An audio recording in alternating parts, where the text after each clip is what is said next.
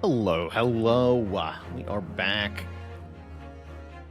live once again. Welcome back to your Twitch chat to the Great Ace Attorney Chronicles. Our ongoing, well, now concluding, hopefully, adventures in legal action in the land of Japan. Welcome, welcome. Last time we played, we concluded our investigation of the pawn shop, where a most nefarious murder had occurred.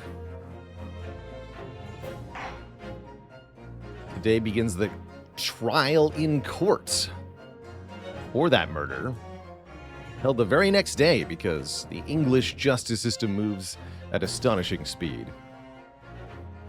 Am I planning on playing the continuation of this game at some point? I would like to finish our on-stream playthrough of the Great Ace Attorney Chronicles, and then I would like to not play any more Ace Attorney games after this.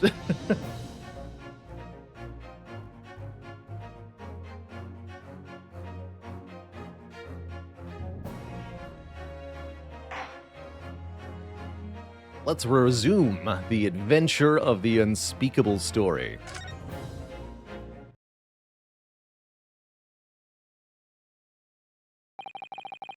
When I awoke the following morning, Susato-san was already gone. That's right, she's departed back to Japan. We have no judicial assistant. Surely this means we're doomed. She did leave us the notebook, though. Outside in the window, the rain came down in sheets. And so began an even longer day than the last. One I would remember for the rest of my days.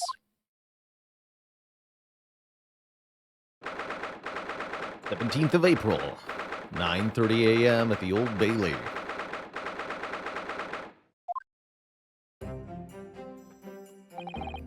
Good morning, Gina. I'm determined to prove your innocence today. I'm sure we can do it. So where's your friend, then? Sorry? You know, her in the fancy dress? Susato, or however you say it. I don't know. Miss Susato had to leave early this morning. She was already gone by the time I woke up. You alright with that, are you? You can out me if you like. Go and see her off. It's fine. It's not as though Miss Susato and I won't meet again, one day. ... Even so.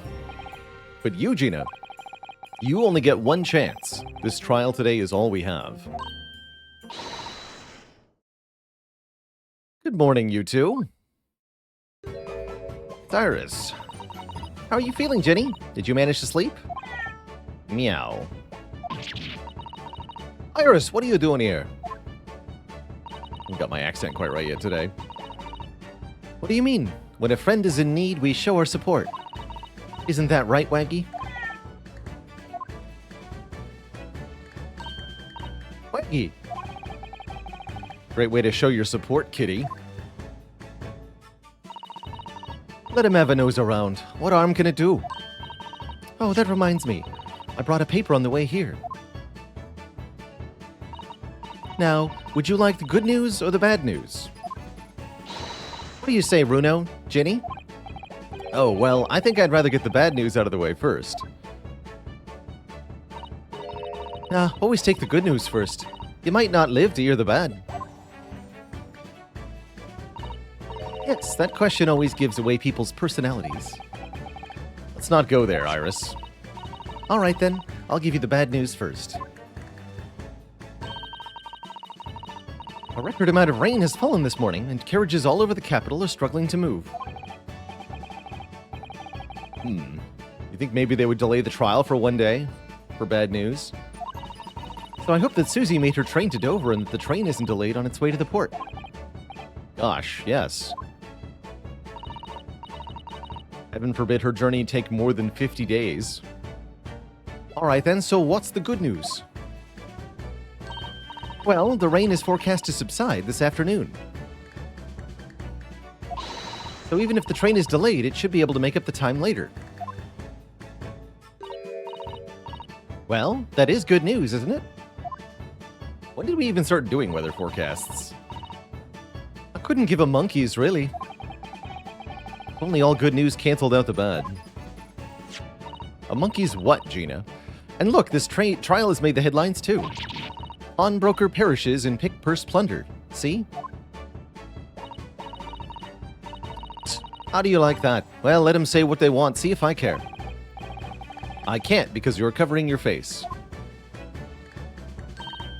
Don't worry, Runo will soon show everyone that this headline is nonsense. I will? And then in tomorrow's papers, the headlines will be, Discharged diver is dauntless do-gooder. Isn't that right, Runo? Oh, yes. Let's hope so. Of course they will. I have absolute faith in you. How was that? I was trying to sound like Susie. Did it work? Did it? It's like she was still here. Oh, great. Now that's evidence. Good luck then, Runo. Let me have a look at that.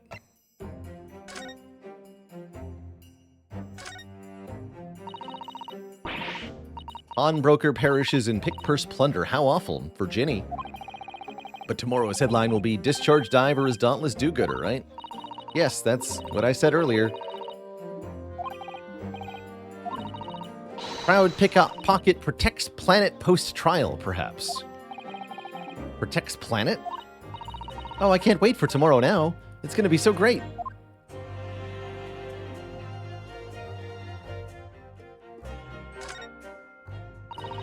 There's a sensational story lower down the front page as well. Look. Ministry Mole. Classified secrets may have been leaked overseas from Ministry of Justice. For a 10-year-old, Iris certainly has her finger on the pulse of the world news. It's about secret communications between Great Britain and its allies. Apparently, they're being intercepted by hostile nations. Sounds bad.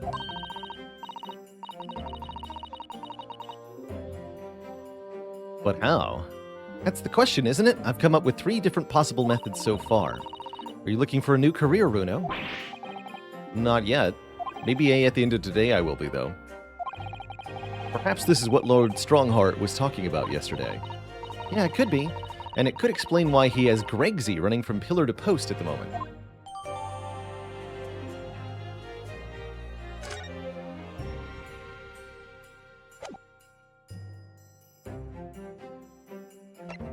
We get an update about that.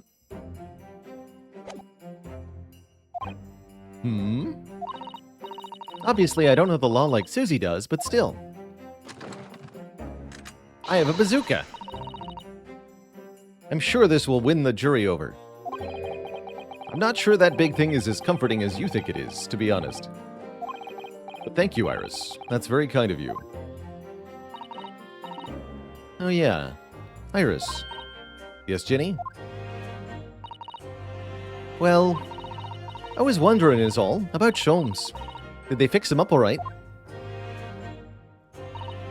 Yeah, the operation was a great success. But Hurley still hasn't come around yet. Eh? I've asked a friend of mine at Scotland Yard to send a telegram as soon as he wakes up. I'm sure Gregson will let us know the moment there's news. Oh, right. No Susato-san, no Mr. Sholmes. It's all down to me today. Which means we're screwed.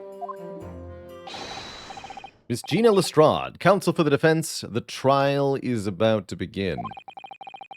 Please stop jabberwalling and come into the courtroom.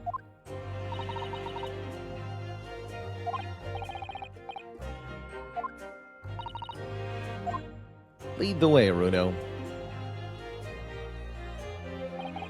Poor Gina.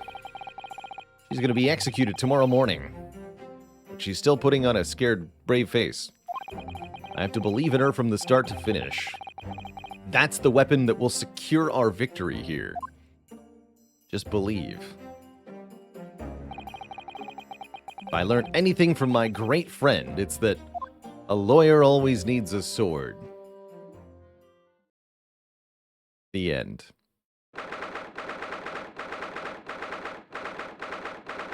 10 a.m., the Old Bailey courtroom.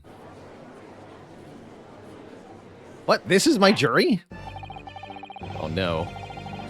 In the name of Her Majesty the Queen, rest in peace, I hereby declare this court to be in session. This trial shall determine the guilt or innocence of Miss Gina Lestrade. I now call upon the counsels for the prosecution and defense to declare their willingness to proceed. The prosecution is ready, my lord. I knew he'd be here. The defense is ready. Lord Van Zykes, my lord. Remind me, how many years ago was it that you withdrew from public prosecution service? It was some 5 years ago, my lord.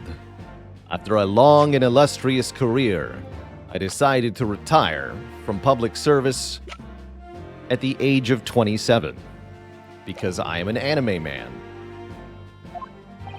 Yes, and then 2 months ago you resurfaced somewhat unexpectedly, now aged 32, and yet here you are again today. Are there some circumstances of which the court should be aware that have led to this erratic behavior?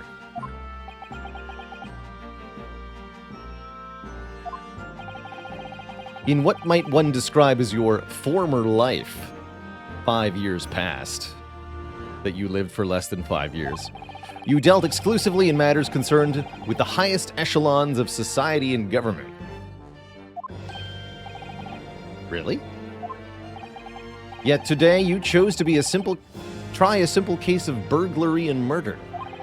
I confess I find it more than a little befuddling, counsel.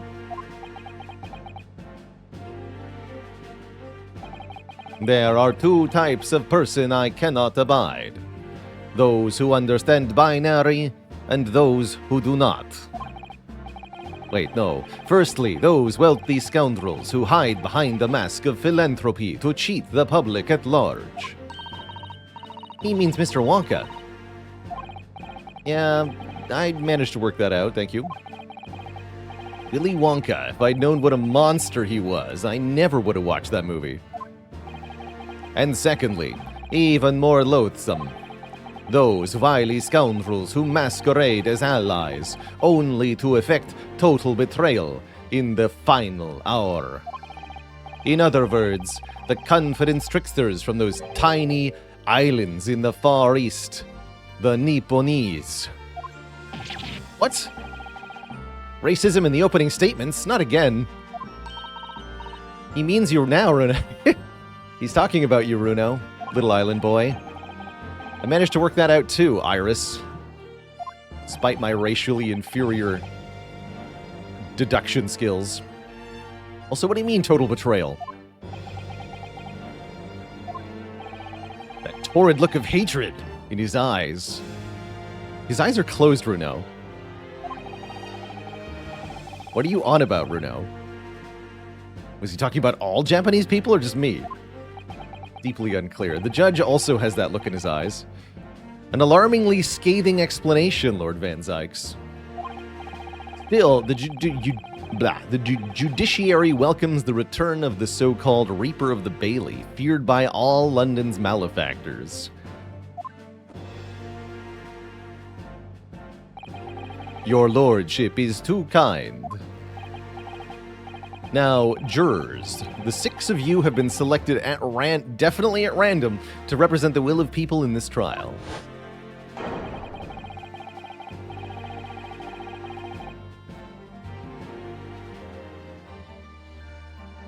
You know some faces here. Wait, when did you become a doctor?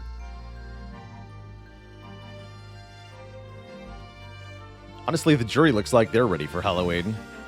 Are you ready to hear the evidence placed before you and determine the guilt or innocence of the defendant? Former lieutenant in the British Army here, don't you know? Chaps like me were born ready. Clean crockery, clean cutlery, and a clean conscience. His lordship's motto is very appropriate here. Everything will be stereoscopic in the future. Absolutely everything, and I'm ready for it. Oh no. It's the 3DS man. I don't understand it. I can't have left it in there. It's not possible. But could I have? Women indispensable in society. Stop.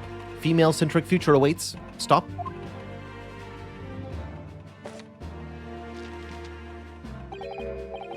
How you say, good day.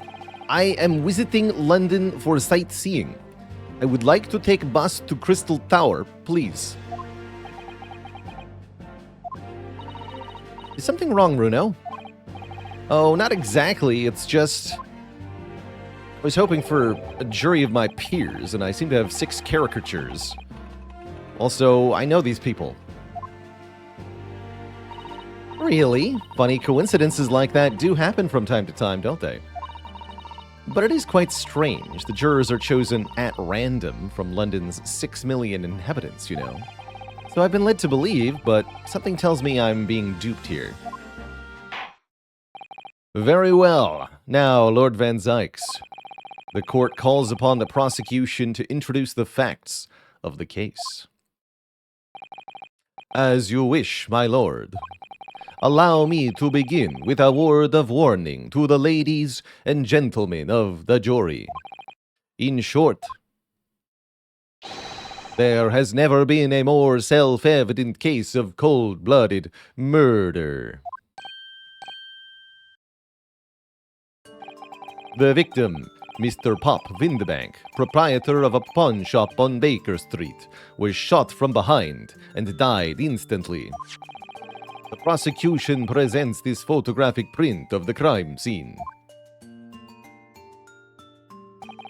As the court will observe, there is a single bullet wound just below the gentleman's left shoulder.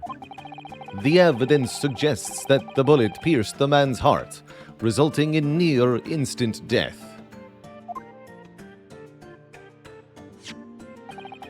And blood. Moving on to the findings of Scotland Yard's coroner. His report states that the bullet entered the body on a rising diagonal trajectory. What's that supposed to tell us? It means the victim was likely shot by someone significantly shorter in height than himself. Someone like the accused, you might say. Oh. The prosecution wishes to present the autopsy report and crime scene photograph as evidence, my lord. Indeed, the court accepts. Hand them to the bailiff, please. Autopsy report. No other signs of trauma. We'd better take a quick look at those, just in case.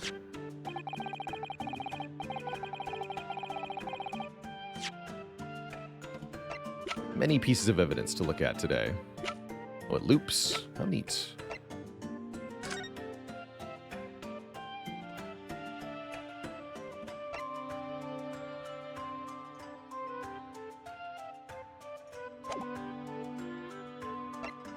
Gently rising. Bullet. Alright, nothing to really examine there. I now ask the court to turn its attention to the plan of establishment where the incident occurred. I like this bullet out, the body outline.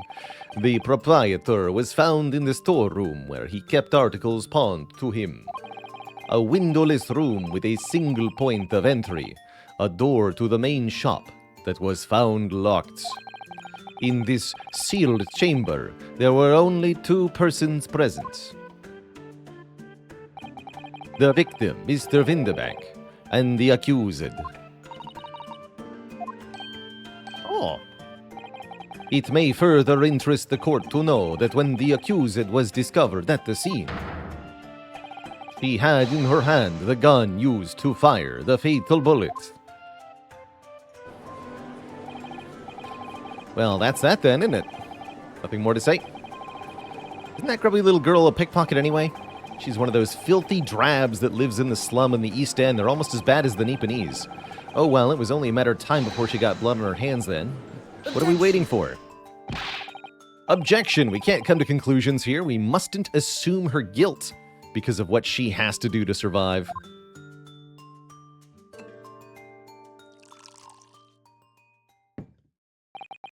My learned Nipponese friend, it is you who mustn't jump to conclusions. As they say, it's not over until the sacred chalice shatters. Conveniently, this appalling act of murder did not go unobserved. There were witnesses. Good gracious! After their testimony, this girl's true nature will be exposed. Pitiful pickpurse or cold-hearted creature of the night. Here's to establishing the truth. The court will take the floor plan and firearm into evidence. Hand them to the bailiff, please. At once, my lord. Or court record stuff.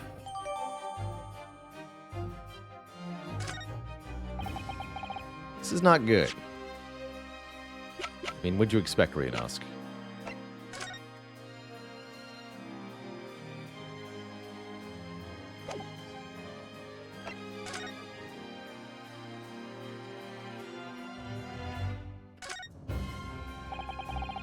This is Mr. Windibank's gun. Cylinder is empty. Mr. Windibank always used to keep this gun to hand on his shop counter, but only ever with a single bullet loaded, as an exit plan.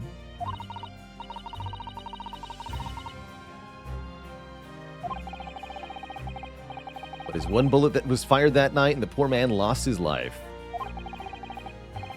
An all too common case for firearms, actually, a real risk of owning one. You substantially increase the likelihood that the firearm that you own will be stolen and used against you. Or even, in some cases, unintentionally used against you by something like a child who finds it.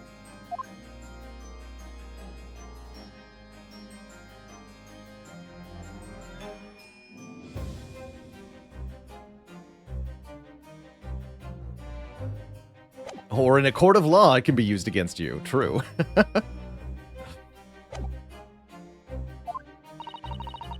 feel like the mood here has turned very gloomy all of a sudden, Runo. I think that's because it has.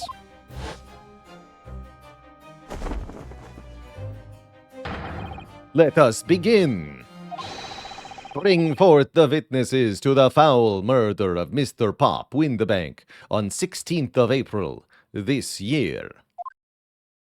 That's an unnecessary way to say yesterday, you know. Okay. Witnesses, state your names and occupations for the court. Name's Nash Skulkin. Occupation is a baddie. Professional baddie. Name's Ringo Skulkin. Occupation's same as him. Tobias Gregson, Scotland Yard Inspector. That's right. We're what they call three Skulkin brothers. What? Are you with these people, Gregson? What are you looking at me like that for? Don't let me in with you lot. Core, blimey, that's cold. Don't you know what we got going through? It's our older bruv. Lost contact with him, we have. So we're scouring every shady corner of the capital. And then last night we come across you, the very spit of the bloke. Ain't that right, Ringo? He is, Nash, he is. The very spit of him. So we decided there and then what we was gonna do. We was gonna call you Big Bruv Skulky. Come on, leave it out, you two. Sulky Skulkin? And that's before he's run out of chips. He will never run out of chips, don't worry. Well then, Inspector Sulky Gregson. Begging your pardon, my lord, but the name's Tobias. What I would like to know, Inspector Sulky, is what you are doing in the witness stand. The Skulkin brothers are currently under arrest, my lord, on suspicion of theft. Thieves, are they, these three? No, my lord, begging your pardon, but please don't let me in with these lot. Well then, why are you lumped in with them? 2 nights ago, these blur others illegally entered an establishment with intent to burgle. And in the course of their nefarious burgling, they became embroiled in a far more sinister crime. Robbery. By Jove, you mean to say? What an extraordinary coincidence. Indeed, my lord. While attempting to burglarize the pawnbrokery, they witnessed its proprietor's murder. He's standing in a box. I love that. He's so short. Ordar. The various trespasses of these brothers is not the subject of today's proceedings, though they will naturally face trial in the very near future. With your lordship's permission, I'd like to remain in the stand to keep these gents on the straight and narrow. Of course, Inspector. Skeptical as I am about the caliber of these witnesses, I will permit them on the stand. Mr. and Mr. Skulkin, you will now testify before the court. Describe the events of the night in question, and what exactly you saw. Happy to. Because a skulkin's never skulkin'. Get out of it. Witness. Testimony. Illegal entry. We was walking down Baker Street in the small hours and the gaff's door was ajar, see? It was like some kind of sign, begging for us to go in, it was. But once we got inside, core blimey lummy, we heard a gunshot from the back room. We went to see what was what, but the door was locked from the inside. We never done nothing, Governor. We never took nothing. We just left after that nice and quiet. Definitely. Definitely that's what they did. A terrible coincidence, it would seem. At the precise moment these miscreants entered the property, an even more sinister crime was afoot. The witness's testimony is consistent with the crime scene in every detail. The door providing access to the storeroom from the main shop was indeed locked from the inside. And within, only the victim and the accused were found. I must say it does appear to be an overwhelmingly simple case. Still, the defense may cross-examine the witnesses now, of course. Counsel, if you please. Counsel? Yeah. What's the matter, Runo? Sorry, I was just stunned into silence for a minute by the blatant lies being told by that pair on the stand. I know that it's all nonsense because I saw it with my own eyes. I'll just have to expose their testimony for the pack of lies it is. Okay. Cross examination. That's when you examine the witnesses while you're angry.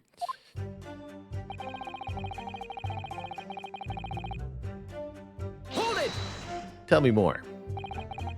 Front door of Windibanks was ajar, you say. What time of night was this? Must have been about 1, right, Ringo? Yeah, I'd say so. Right, Sulky? How would I know?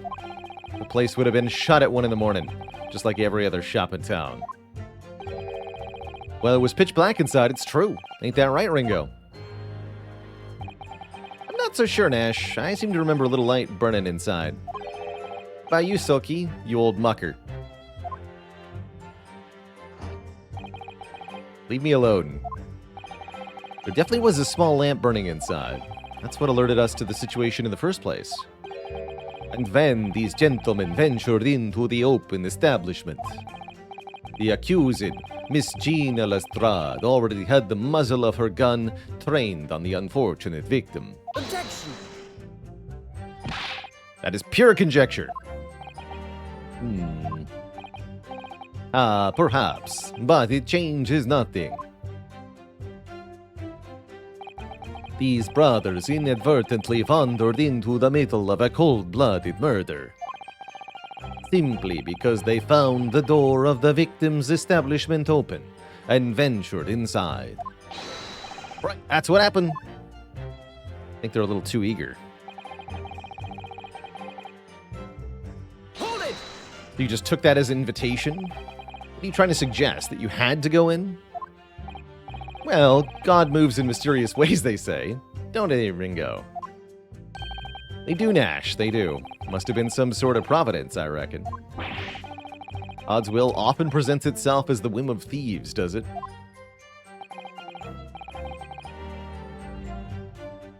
It weren't no whim, I'm sure of that. It weren't, Nash, it weren't. Like we said at the time. You don't just find doors open in the middle of the night like that. There's no two ways about it.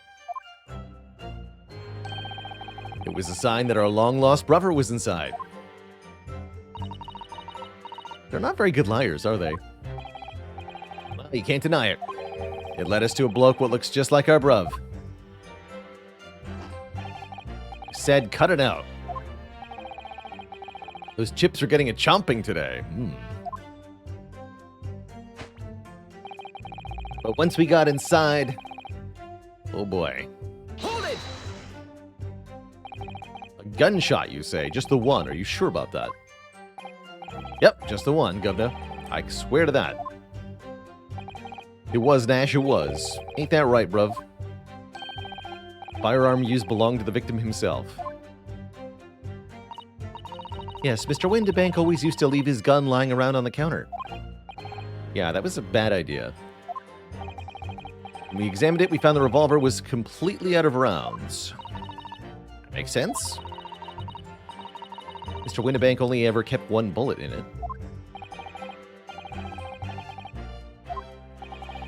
So we can say with considerable certainty that only a single round was discharged from the firearm used as the murder weapon. Yes, my lord, we can. And I should remind the court that the firearm in question was discovered in the hand of the accused. Wonderful.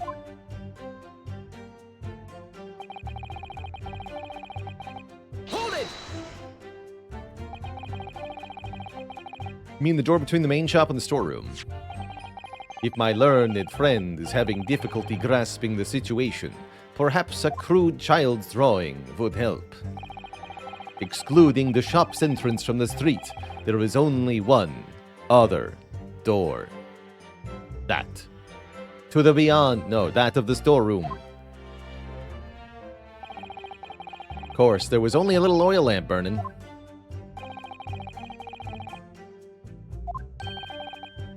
That's right. Door was mostly obscured. Tell me, why exactly did you try to open that door? Eh? Any normal petty thief would run at the sound of a gunshot, I should think. Oh, well, your turn to rabbit, Ringo. Well, Nash, yeah. I suppose you'd have to say we ain't normal, eh? Broadly speaking, humans respond in one of two ways on hearing a gunshot or scream. The timid flee, gripped by fear, while the courageous investigate to see if they can help. These gentlemen are of the latter inclination. My learned Nipponese friend, it would seem, is of the former. Alright, somehow I just proved that I was a coward. Thank you, counsels. So, I believe we're all to understand that the door was locked and could not be opened. Proceed, witnesses. You didn't do nothing, Governor. Hold it! Nothing, huh? Didn't do or take anything. Is that your story? Well, it was Bedlam soon as, weren't it? It was, Nash, it was. Didn't even have time to pull me dukes out of me lucky lockets. What? So with no time to take your hands out of your pockets, you just left nice and quietly. That's right, Governor. Nothing we ain't more than violence. Peace-loving nibblers we are, not bludgers. We are, Nash, we are. Never even pulled me dukes out of me Lucy lockets. So you'd clearly like us to believe. Come again? As you fled from the pawnbrokers that night, did you not run into anyone else? And did you not fire a gun at that person? Saints alive, they fired a gun, you say? Ah! Blimey, governor. You ain't telling us it was you in the doorway. It was. Why the bleeding, Nora? Didn't you mention that before? You were armed with a gun. And as you fled the scene, you fired that gun. At London's greatest detective, Hairlock Sholmes. They shot Sholmes? I did hear that, actually. There was a rumor he'd been rushed to hospital. The great Sholmes, that's beyond the pale. On the night in question, this pair were arrested by the police within minutes of the discovery of the crime scene. Their suspicious countenance rapidly gave them away. Yeah, what's with the skulls, guys? And when searched, a firearm was indeed found in their possession. Furthermore, the barrel shows signs of a shot having been fired from it. The prosecution invites his lordship to examine the firearm recovered from these brothers. Yes, indeed. Remnants of powder around the muzzle, as you say, counsel. I don't think the judge is qualified to make that determination. The court will hold this weapon as evidence. Skulkin Brothers gun.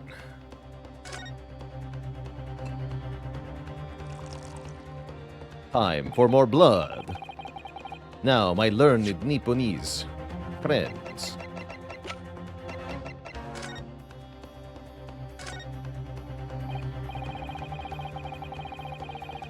Ammunition still loaded in 5 of this revolver's 6 cylinders. Only 1 shot was fired. Must be the bullet that hurt Hurley. Happened almost as soon as we walked in through Windibank's door. I'll make those brothers pay.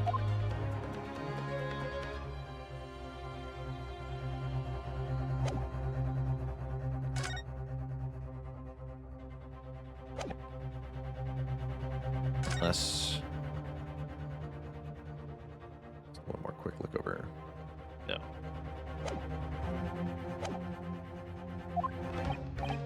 Yes? Here's to you successfully presenting the evidence. Oh, thank you. For yes, there are the telltale signs of spent powder on this gun, and a single bullet missing from the cylinder. But the prosecution demands evidence that it was fired at the scene of the crime, under scrutiny in this trial. Objection! Well, I don't need evidence, because I was there. Objection! However, the rest of us in this courtroom were not. If the defense fails to provide evidence in support of its rash claim, we shall have no choice but to toast your incompetence and move on. Evidence that these two fired the gun before they left Windibanks that night. Court demands that all claims are affirmed with clear proof. What evidence shows that these witnesses unloaded a firearm in the pawnbroker shop that night?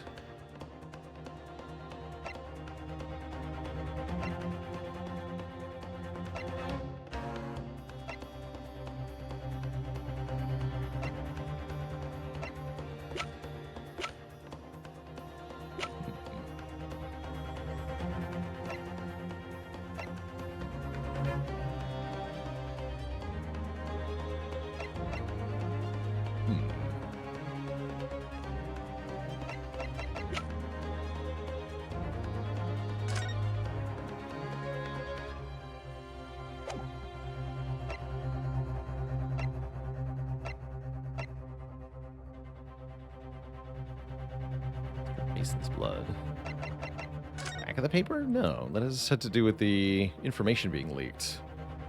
It's nothing to do with the pawnbroker he shot. What are we looking for here? Not the redemption tickets. The representation papers. Yeah, only the defense must have solid proof. Confirmed.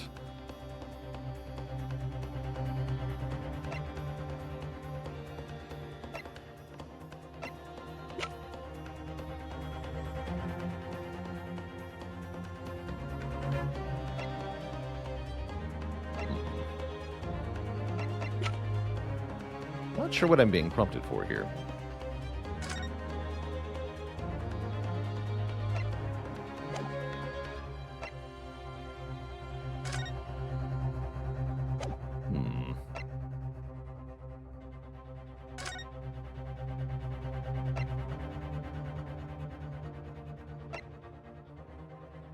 This. The bullet.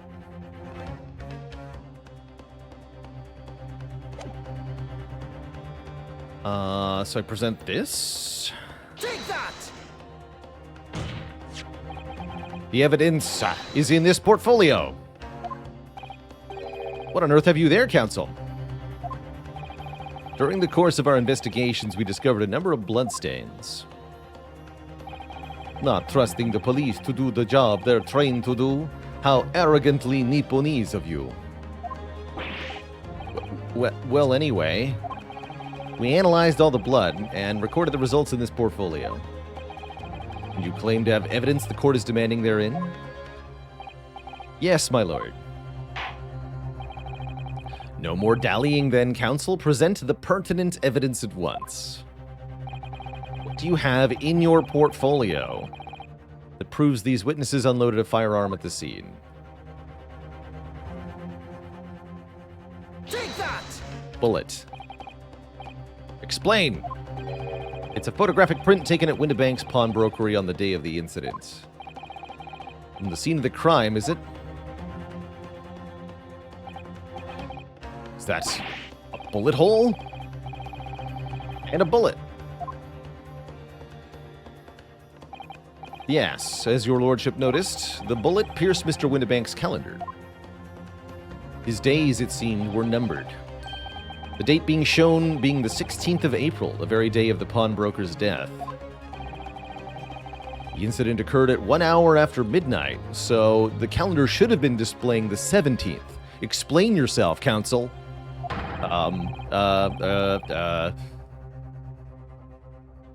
This indicates that a separate shot had been fired sometime after the calendar had been set to the 16th, the day before. That's right. And while it isn't irrefutable, the defense believes that this is credible evidence that the witnesses did fire a round from their gun in the pawnbrokers that night. Ah!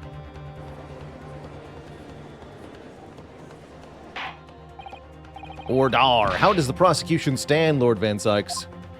On my feet, my lord.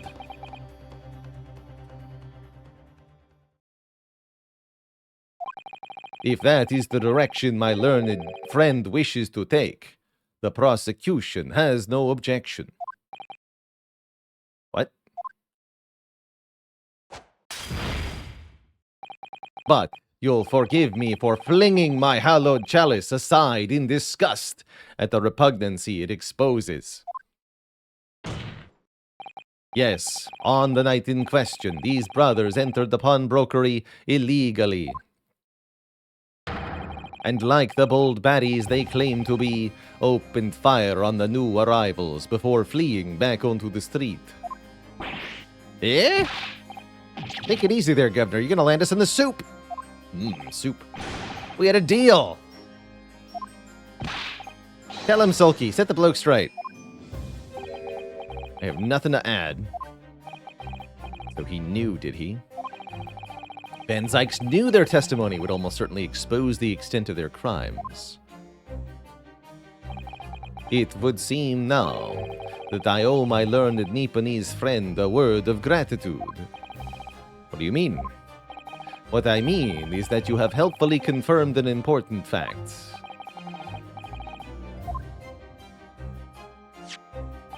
As has been established at the point of their arrest, a single shot had been fired from the brother's gun. However, if that shot found its target in Mr. Sholmes, then clearly these witnesses cannot be accused of the fatal shooting of the proprietor and victim. Unless they fired both guns. In other words, these two men have no material connection to the murder of Mr. Windibank at all.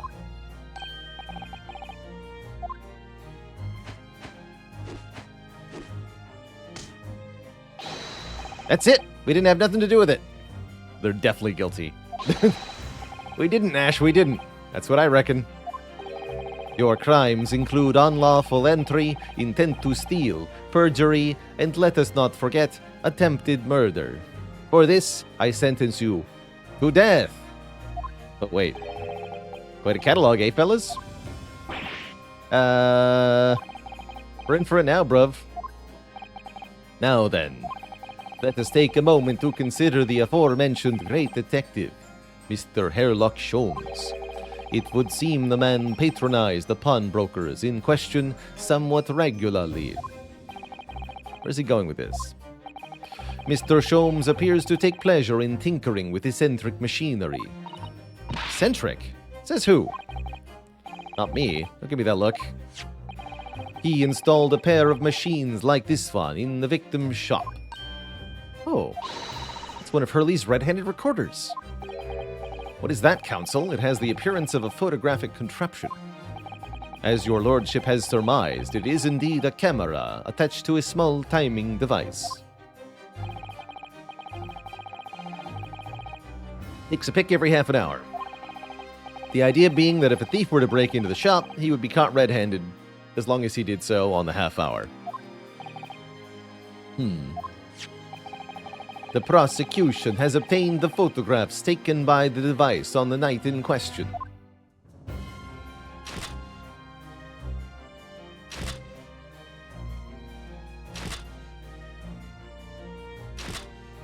It's a cute dog. I wonder if that was a dev's dog. As the court will observe, copious identical prints are produced in a quite desultory fashion.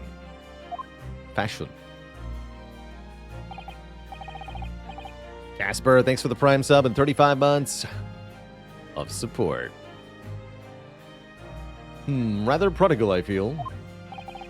In fact, there are 2 such devices in the victim's shop, my lord.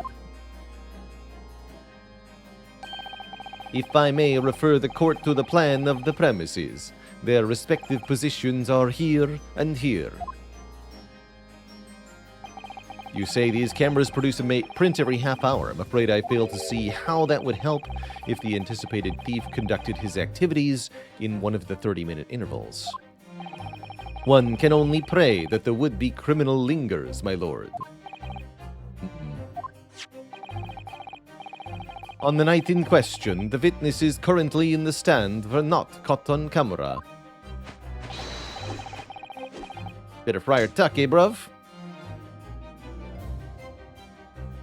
Are you guys talking in Cockney rhyming slang? Oh, was that what you meant with your pockets earlier? That makes sense. Witnesses, at what time did your trespassing begin?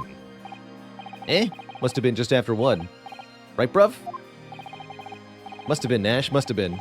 Yeah, just gone 1. In which case, minutes before these brothers entered the establishment. What scene might we expect to see within the shop? Let us examine the evidence. Oh, well, that is, more damning. The defendant with Mr. Windibank's gun, conscious. Miss Gina Lestrade.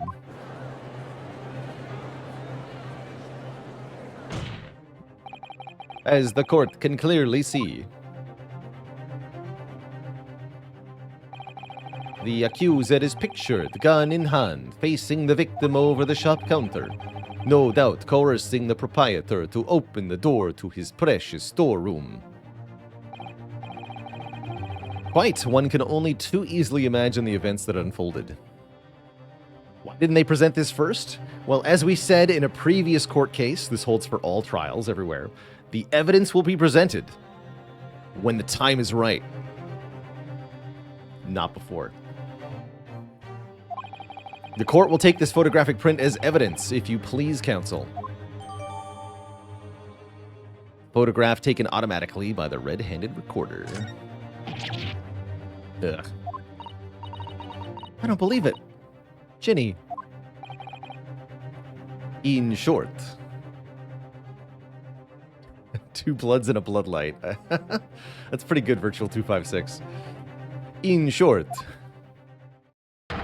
The accused is the only person who could possibly have killed Mr. Vindebank. Arg! Oh no, he said something true. It hurts. I say, my lord.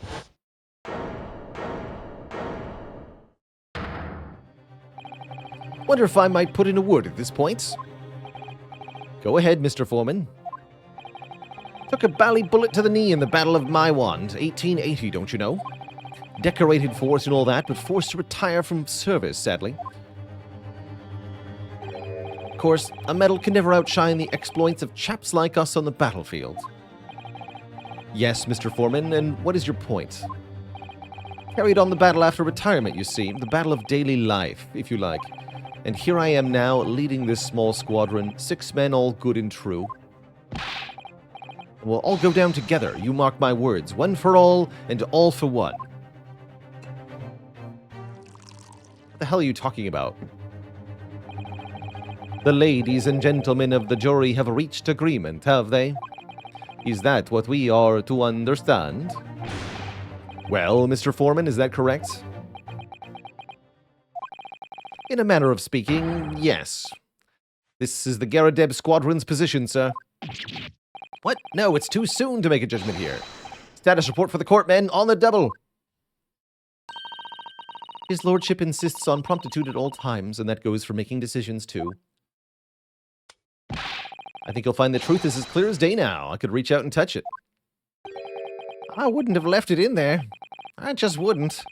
But in all honesty, I can't actually remember. Situation clear. Stop. No room for doubt. Stop. Truth now undeniable. Stop. I am very sorry for my brothers. They are unlucky. Very well. I shall now call upon each member of the jury to state his or her leaning in this matter. Announce your considered verdicts to the court. Guilty. Guilty. Guilty. Guilty. Guilty. Guilty. Well, it seems pretty straightforward. Hang him. Hang her by the neck until dead. It does appear the jury is unanimous. Photograph. Must be the definitive evidence that Gregson mentioned. Ginny didn't shoot him. No, of course not. But she did threaten him with a gun, and that was a bad choice. My lord, the defense wishes to assert its right to a summation examination. Not this crap again. Very well, the court grants permission. So, you refuse to admit defeat again. How unsurprising. We shall proceed immediately with the summation examination. I'll call it a summary examination. Mr. Foreman, are all members of the jury ready? Absolutely, sir. Always ready for action, my chaps. Very good. Ladies and gentlemen of the jury, you will each explain on what grounds you've determined the defendant to be guilty so that the defense may invalidate your reasoning.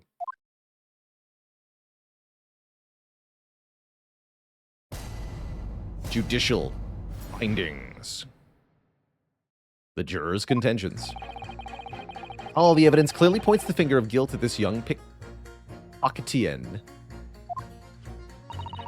As a housemaid, I should like to see all filthy eyesores promptly and rigorously eliminated. Oh. I think you'll find that if you look at that photograph in stereo, the truth will pop out.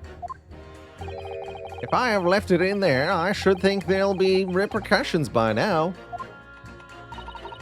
He seems preoccupied. Mind made up. Stop. Global radio transmission of verdict to follow. Stop. In motherland, we say never judge by clothes, judge by head.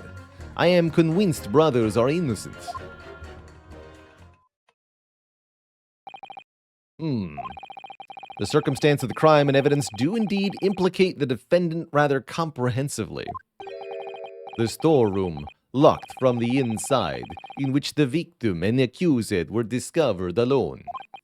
And in the accused's hand, the fatal revolver, the firing of which was heard by these witnesses. to mention this print. Take it from a chap who's seen action on the battlefield. That young girl's on the verge of pulling the bally trigger. She does have her finger on it. Thanks a lot, Mr. Sholmes. Oh dear, Hurley's cameras were supposed to help, not hinder. I'm afraid I think you have an uphill battle ahead of you. Defense.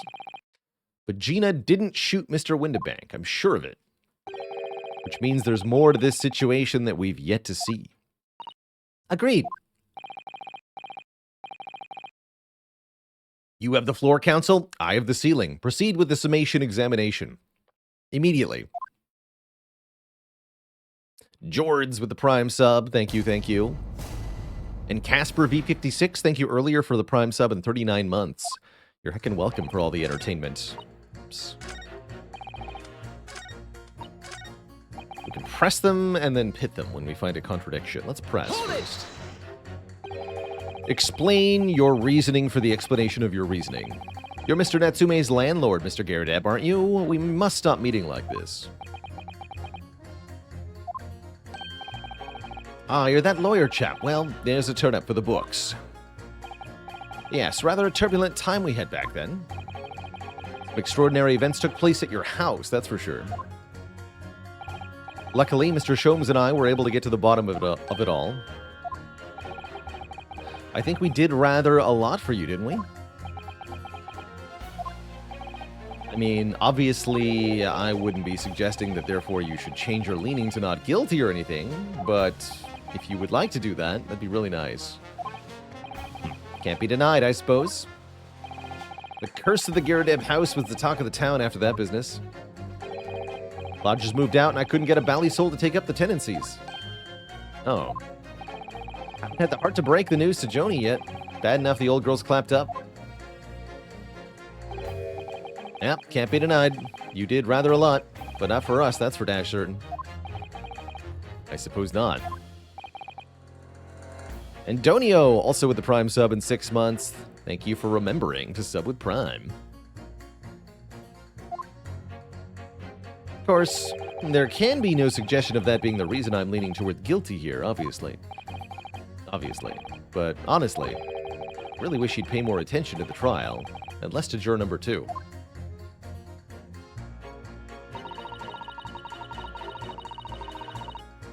Hold it! Frosty Dog with 13 months. Lucky number 13. Polishing the bench, I see, again. A maid's work is never done. Not a blemish must remain. What do you mean by filthy eyesores? Oh, just the Nipponese, of course. Place is full of beggars, pick purses, and crossmen. Scum of the earth. A little harsh, perhaps. Let me be plain. If it were up to me, all those back slums would be made spick and span or eradicated. At least we have people like the great detective working to achieve these important goals. You're referring to Mr. Herlock Sholmes? That's right. I like to keep abreast of his exploits by reading Rance magazine between my duties. He does wonders cleaning up London's streets. In my opinion, he should be declared an honorary maid of the capital. Honorary maid, that's quite something. It's really quite unforgivable. Gutter scum having the audacity to live their lives in our country. Minor detail, it was 2 brothers in the stand who shot Mr. Sholmes, not a gutter scum. Minor detail indeed. They're all gutter scum. Oh. This isn't going very well. Yes, all right, I shall amend my statement. Those brothers are the scum of the earth. They should swing for shooting the great detective. Okay. We can maybe work with that.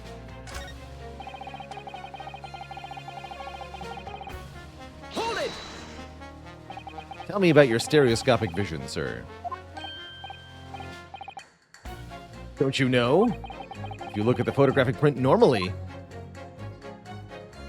it looks as though the pickpocket girl is about to shoot the victim, obviously. Objection! All I'm saying is that if you look at the same print in stereo, it could reveal all sorts of new information. Are you a fan of stereoscopes? How'd you know? Let's call it a lucky guess. Never gets old seeing two prints merge into one before your eyes. It's extraordinary, captivating, the height of modernity. Of course. I think you'll find the stereoscope is here to stay. Yep, definitely gonna stick around as a permanent piece of our media culture. Definitely not gonna resurface briefly every few decades and then fade again into obscurity because it's poorly implemented and badly used. Nope, definitely not gonna happen. If only it could give me a new perspective on this case. I might agree with you.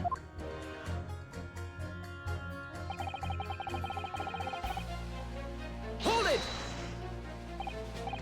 What exactly have you been muttering about all this time, sir? You keep talking about having left something somewhere, or something like that. Huh? Oh, so sorry. As you can probably tell, I'm a surgeon. I didn't notice. Of course, people conducting surgery in this country are considered to be doctors. Even though me and my kind are at the forefront of medical science, the real brains in the field. Now, if only I could remember where I left that brain. So what did you leave behind? Well, that's a little embarrassing. You see, I was operating on someone yesterday. Standard thing, went in through the abdomen. Wait, someone? But when I finished the procedure, I couldn't find my scalpel. Herlock? Exactly. Surely not, you say to yourself, don't you? Worrying, ain't it? That's what's been troubling me this whole time. Could I really have left my scalpel inside that young man? No. Maybe? Well, there you have it. Like I said, a little embarrassing, really. One way of putting it. The other is manslaughter. That's exactly my concern. Seeing as this case appears to be all but sewn up, I really need to get back to that patient. It's a shame x-rays aren't invented yet. I'm sure you need to be more sure than that.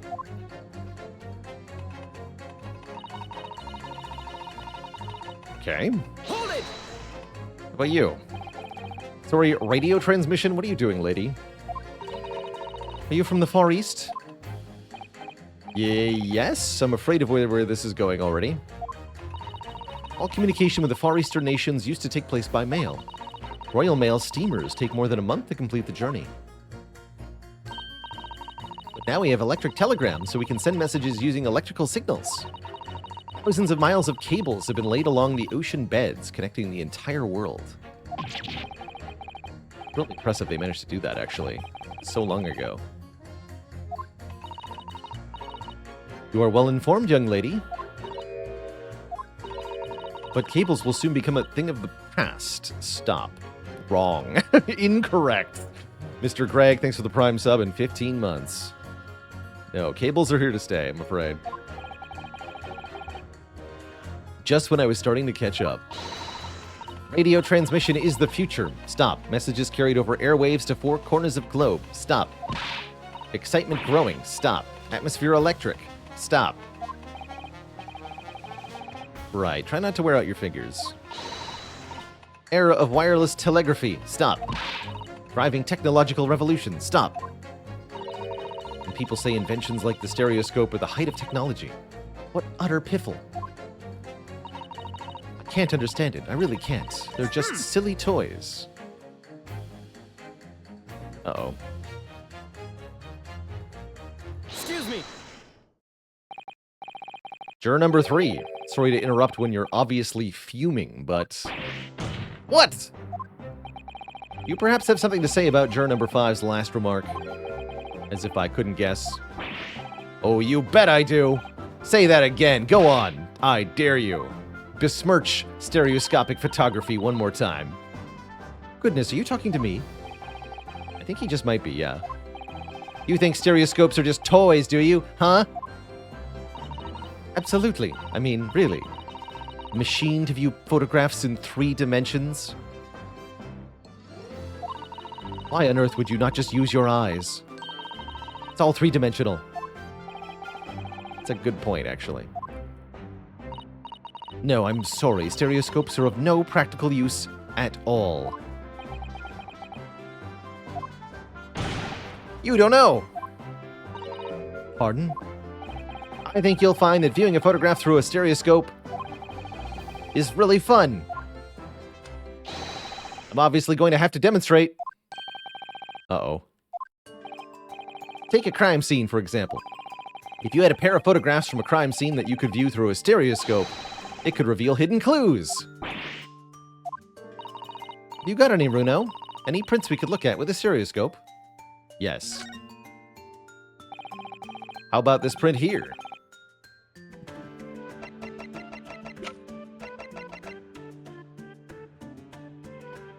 Take that! All right, then, juror number 3.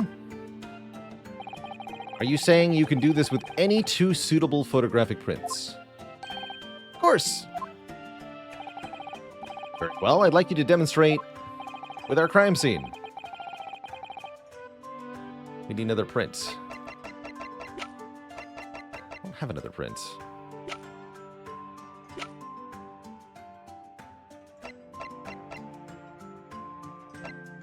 Eh?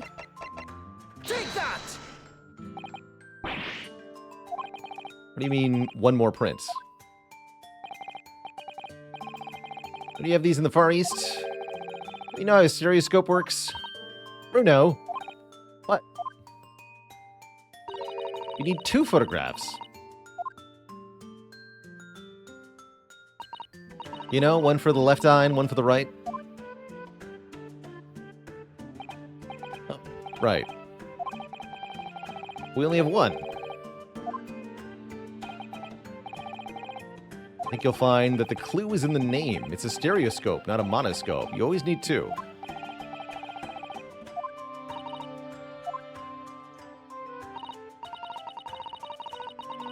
If we obtain another print at some point later in the trial, we can show it to this young man then.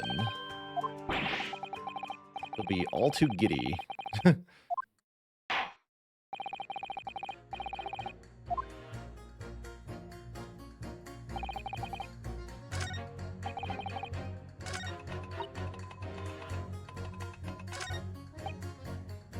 Hold it! Yeah, if only there was a second camera taking pictures at a slight offset at exactly the same time. Please tell me you're not Violin Bolshevik. Or the Russian revolutionary. Revolutionary? Da, I believe there is such rumor. It's just a rumor? As you see, I have unfortunate appearance. I look like vicious criminal. Your words, not mine. I just want to point that out. People call me revolutionary, murderer, autocrat. And which glove fits? Good day. I am visiting London for sightseeing. I would like to take bus to Crystal Tower, please. Right. That didn't sound staged at all. You'll forgive me for having my doubts. To be treated like vicious criminal all the time is very painful. People do not realize. So I have much sympathies for these brothers. People say they are criminals because of how they look. No, they say they're criminals because of what they did. Da, maybe they went inside pawnbroker's shop. But they have done nothing wrong. That is all I want to say. Skulkin brothers did nothing wrong that night. Alright, well, first of all, that's one not-so-little misunderstanding I'll need to clear up straight away. Tell me something, Iris. Eh? The jurors are chosen at random, right? That's right. In that case, how is it that there's a Russian tourist sitting amongst them who looks for all the world like a revolutionary? It's random.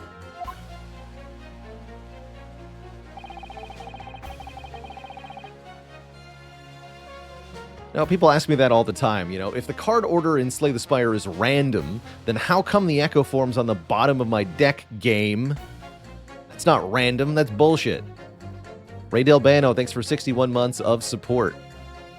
And yes, this game did originally have like actual 3D via the stereoscope of the 3DS. And it is hilarious to me that that has already been phased out and not preserved in the porting of this game. It just seems appropriate, really. The trial will be over. If only we were so mercifully spared. Need to find contradictions in what these jurors are saying. Must be ready to go to whichever lengths I have to convince them of Gina's innocence.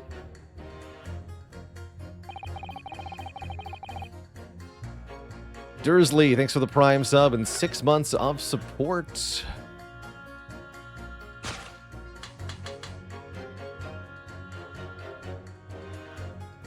Objection!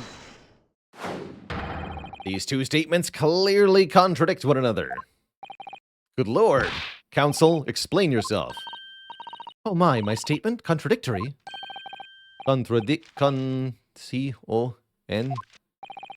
Juror number 6, you've got the wrong end of the stick. I do not have stick. I have mouse. He's very cute. As juror number 2 said earlier, when the Skulkin brothers fled the scene on the night in question, they fired a shot from their revolver. Yes, they shot poor Mr. Sholmes in the abdomen.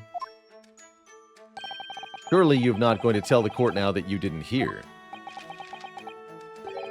Abdomen. Sir? Sorry, my English still learning. You are telling the court you didn't hear. Forgive me, I did not hear. Ah, here is word. Abdomen, part of person's body containing stomach. Oh, if this is what you mean, you should say in plain English. I am Russian, not native speaker. Who thought it was a good idea to let this man be on the jury again? Probably Lord Strongheart. So, you are telling me these brothers who look like criminals were lying? They said before, we never done nothing, but truth is they did something. Da, this is double negative. That's exactly right. That poor mouse. Lying is wrong, especially when lie is said by person who looks like criminal. Coming from you, that seems surprisingly prejudiced. This means, when they said we never took nothing, maybe it was also big fat lie. Is this true? Well, according to the police report, no stolen goods were found. Enough. I trust no one now. It's not the mouse's fault, though. Stop squeezing it. I must see with own eyes. I must investigate crime scene personally. I don't think that will be allowed. It is, Bruno. Easily. Wait, what? With prints. Oh. If you compare the print that pictures Ginny and the next print from half an hour later, you'll be able to see straight away if anything was taken or not. Cooey! Mr. Prosecutor. Calling in the prosecution in the middle of a summation examination of all times. The print showing the accused threatening the victim after she broke into the shop. Is this fun? Following this, the victim and the accused moved into the storeroom. Meanwhile, the Skulkin brothers entered the shop and summarily heard the fatal gunshot ring out. Sadly, none of these events were captured on film. This is the print produced by the camera half an hour later, after the brothers' flight. So this was taken after Hurley was shot then?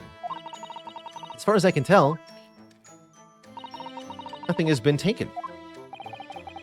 That does seem to be the case. Can't notice anything that's obviously missing in the second print. Maybe if I had a stereoscopic comparison. So, brothers who look like criminals told only one lie. They shot man, but they stole nothing. Would seem so, yes. Good. No, not good. You were right. I did not understand situation. Now I know brothers have lied. I think it is very important to continue with the trial. Aldemar with 3 metric years. Or almost. One away. You're almost there. The balance is shifting, Runo. You did it. It's a start, I suppose. But there must be more in what these jurors are saying that I can use to expose the truth. And if I can do that, we might just turn the situation to our favor still.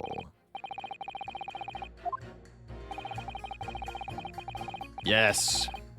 All right, we have the print. Let's talk to Mr. Googly Eyes.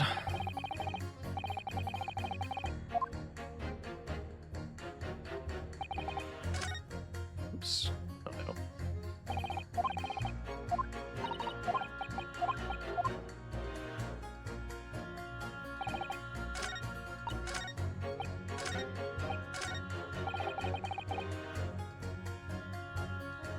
Hold it!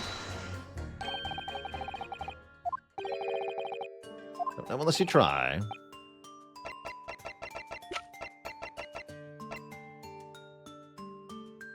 Take that! All right, then, juror number 3.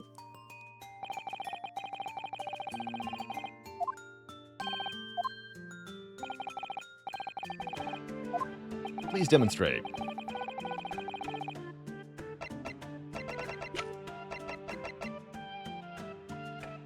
Take that!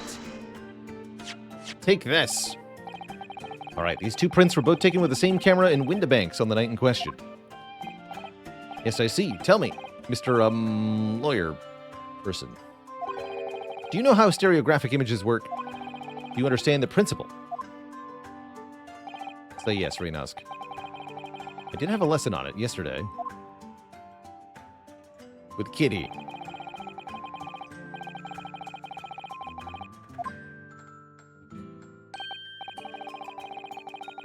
Your brain merges the 2 images together. It notices the shift as if it were depth, creating something that would look like a 3D image if you were looking at a 3DS screen.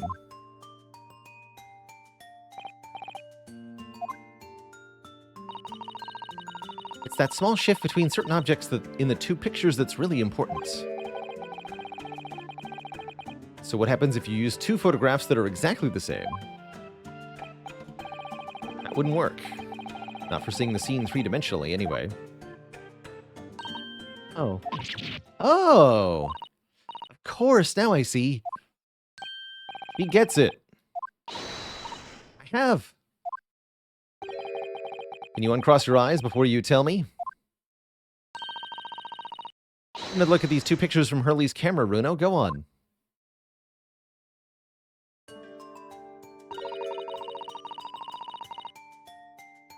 The lamp broke.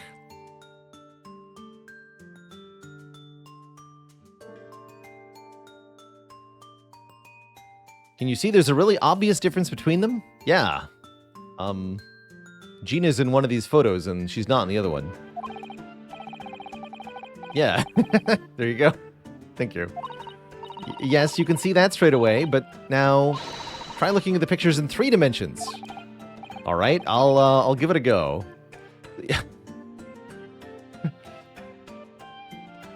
Another moment where I try to think of the stupidest possible response. I say it out loud, and then the game repeats it for me, which is amazing every time it happens.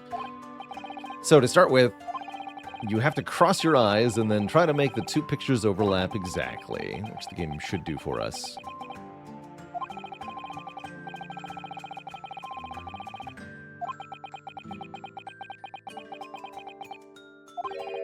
Wait.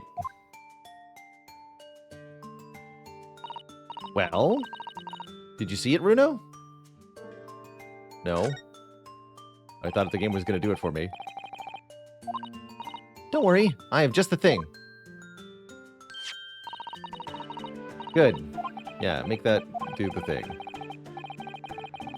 If you had that contraption with you from the outset, you could have saved me staring at Mr. Windibank and Gina like I hate them all that time. And if you remember, I said in reply that it's much more satisfying to be able to do it with your own eyes. Anyway, why don't we try using the helpful little aid now?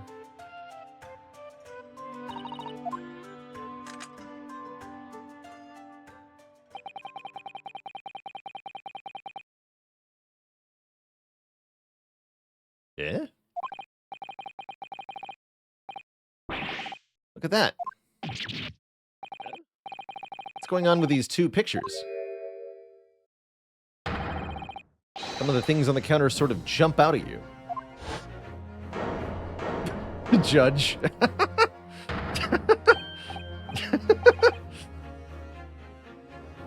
Yes, that's it, you see. That's the other amazing power of stereoscopes. Other amazing power? Is someone going to explain this black magic, eh? Why the deuce do some of the things on the counter seem to jump at you like that?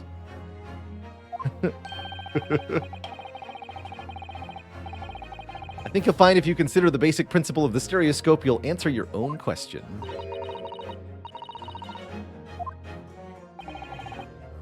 As I said before, if you try to look at two identical pictures using a stereoscope, it won't work at all.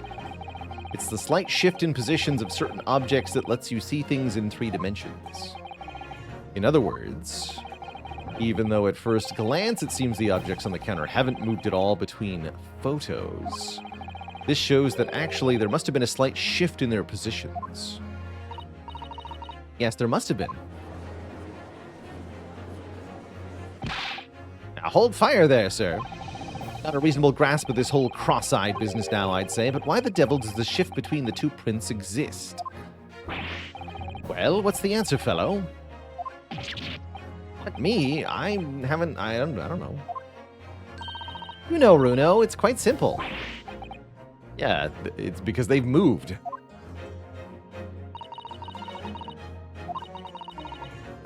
First photograph was taken at 1 a.m. Then, 30 minutes later, slight shift in position.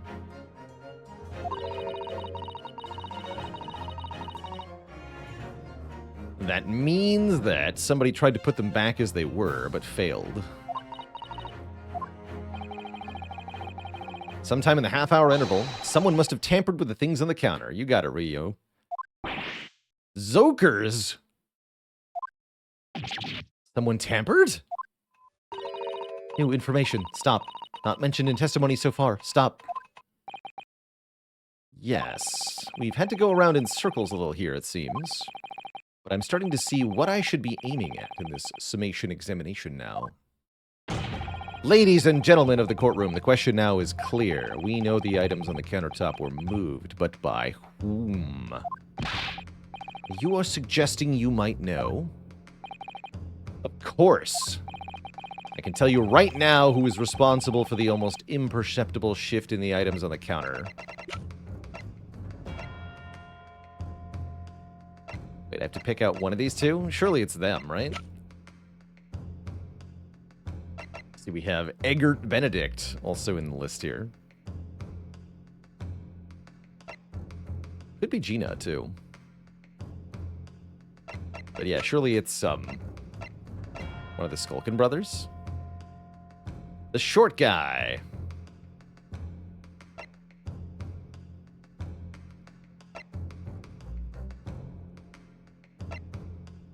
Finis Aid, thanks for 60 months. Objection. That is too much time. I don't disagree.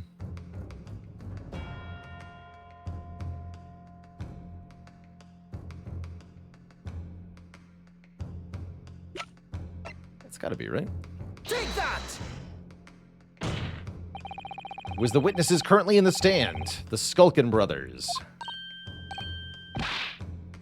Wait. This does not agree with what brothers said in testimony before. They said they did not even have time to pull dukes from Lucy Lockets. Yes, Lucy Lockets. Rhymes with pockets. That's Cockney rhyming slang for pockets. Ugh. My phrase book says dukes is meaning hands, and Lucy Lockets is meaning pockets. But is this another lie? Is this what you are saying? Yes, I'm afraid so. Hold on there a minute. You can't be sure of that. I quite agree. The accused is a common pick purse after all. It is perfectly possible that she went through the things on the desk to see what she might steal. I think that's unlikely. And why? As you can see from this photographic print, the defendant was pointing a gun at the victim. It would seem, as my learned English friend indicated, that she was coercing Mr. Windibank to open the storeroom door. In other words, Miss Lestrade's interest lay within the storeroom, not in the main shop, giving her no reason to touch anything on the counter. All of which points to one thing. The Skulkin brothers have omitted key facts from their testimony. But the accused is a pick purse, common gutter trash. Why look any further? Because the Skulkin brothers are thieves, ma'am. No better. In fact, worse than a pick purse. Oh. I believe these three brothers were looking for something on the victim's counter that night. Ladies and gentlemen of the jury, if you would condemn the defendant on the grounds that she's a pickpocket, would it not at least be right and proper to thoroughly scrutinize testimony given against her by two thieves? Well said. I, for one, would like to hear more from that shady pair.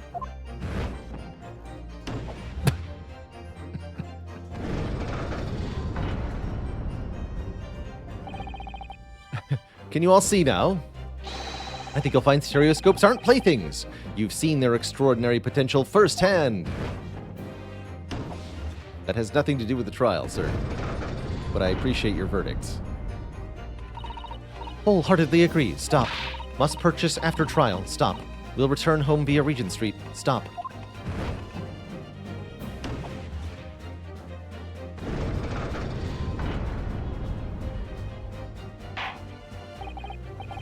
Well, it would seem this trial has yet to run its course. The ladies and gentlemen of the jury have declared their inclinations via the mighty scales of justice. I hereby call this summation examination to conclusion, with the balance now altered in the defendant's favor. 2 lean guilty, 4 lean not guilty. Accordingly, the jury is without consensus, and I order this trial to continue. Yay, well done. Oh, by the way, what? You should hold on to this, Bruno. You never know when it might come in useful. Wink.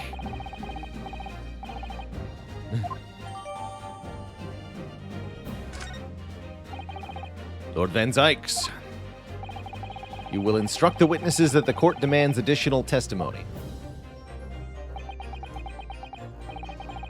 I'm sure it won't spoil the bouquet to do so, my lord.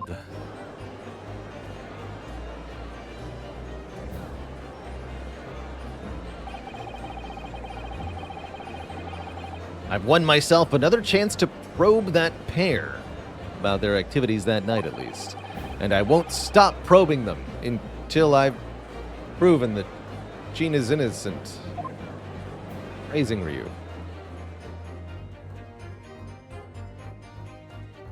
To be continued.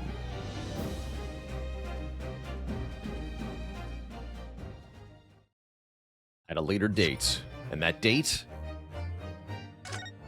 is right now. We're going to keep going here at Twitch chat.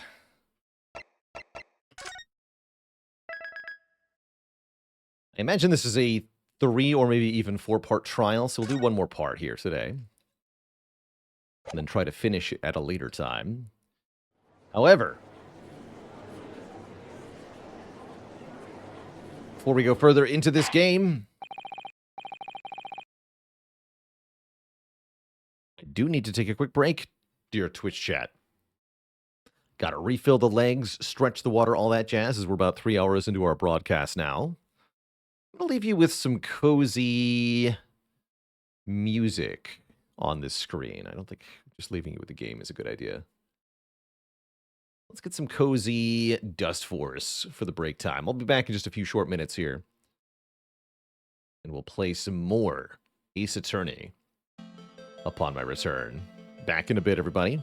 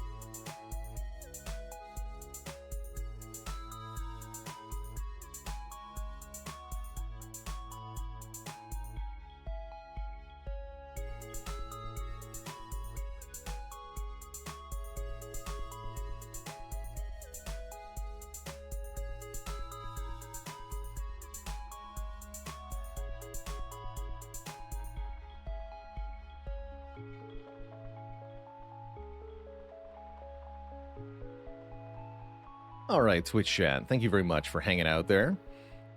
Well, I got myself refreshed. I am ready for more learned Nipponese action. Let us resume proceedings. Witnesses, you will now retake the stand. You have forgiven the discourtesy of me taking a break here in this great chamber. Good. I presume you heard the defense counsel's summation examination. Oh, yeah, Governor. I did, Gov, I did.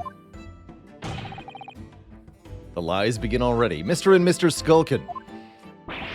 Core, blimey. This is going to be hard work. Earlier in this trial, you gave the following testimony about your actions after you entered Windibanks. You said it was bedlam, and that you got out. Didn't even take your hands out of your pockets, you said. Well, it's not exactly what you said, but you said things that rhymed with that. However, that was a lie. You brothers. Core, blimey. On the night in question, you rifled through the items on the victim's counter. We never done nothing of the sort. How'd you figure that out?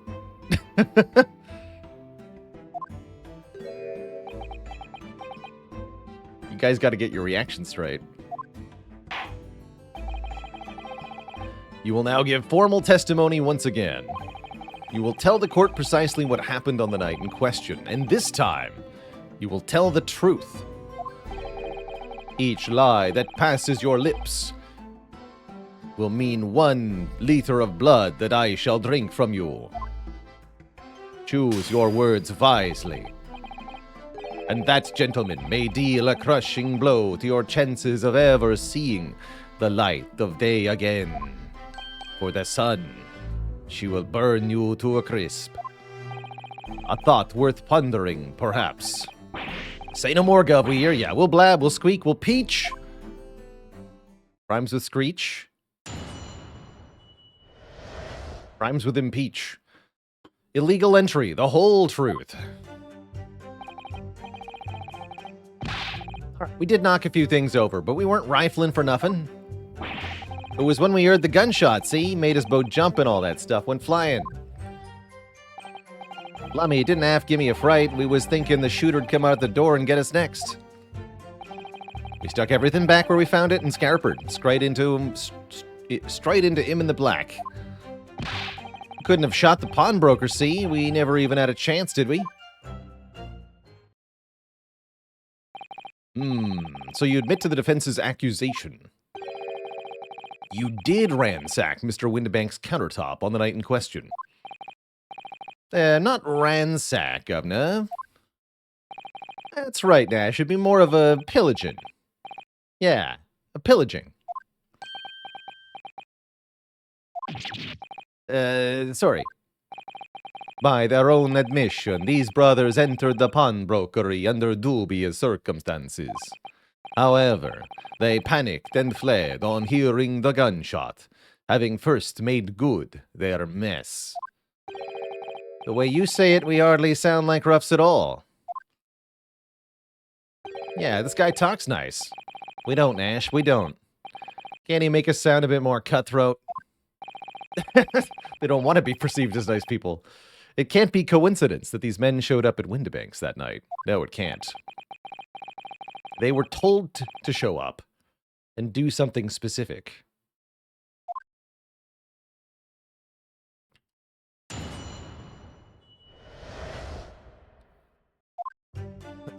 Time for pressing.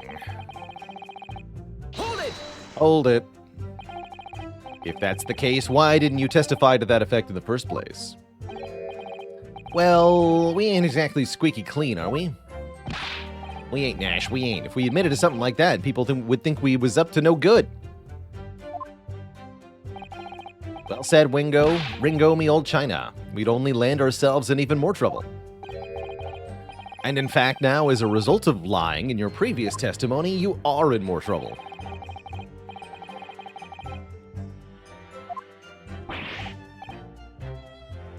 Well, that's rotten luck, says the rotten apple eater. Witnesses, explain your actions to the court. Why did you ransack, or pillage the victim's counter? We never ransacked nothing. Right, Nash, right. We pillaged it.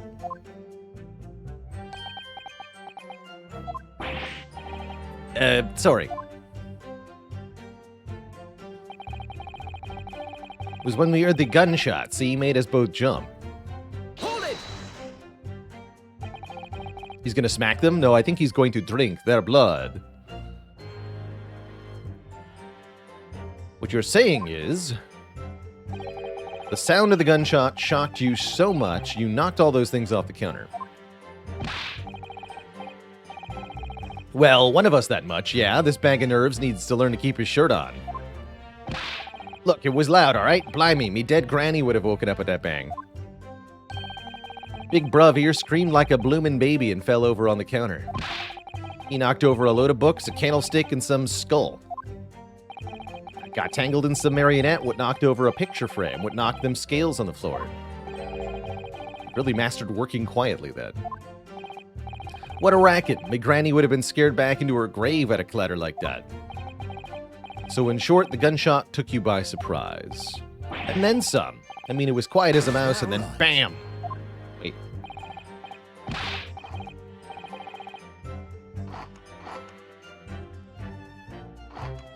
Gregson's really hungry. Excuse me. Inspector Gregson! There was no food on the witness stand. Like I keep saying, I don't appreciate being lumped in with these scoundrels. Nothing to add about their testimony? You seem to react at what Mr. Skulkin said. Did it make you think of something? It's probably nothing, of course. I wouldn't even bother to mention it, only... Well, the fact is, cases don't get solved if you ignore the little details. Why don't you just tell us what's on your mind?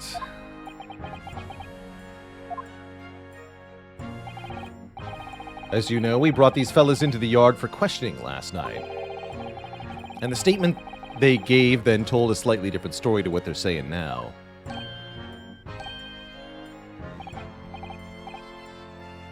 Did it? You claimed you heard the victim shout something out before the gunshot. Might have, Gov, might have. Does ring a bell now you mention it. Granted, it's only a minor detail, but still. I can't help feeling like perhaps you've been a bit sloppy with your testimony here, eh, fellas? If I discover the witness's testimony has been any more sloppy than it has hitherto proven to be, I shall be forced to bring the very harshest punishment to bear against them. Easy, easy. We'll get it right this time. Swear on me, Grandma's grave. That's it. Yep, it's all coming back to me now. Then speak. Supplement your testimony with whatever details have miraculously returned to your questionable minds, sirs. Right you are, Gov.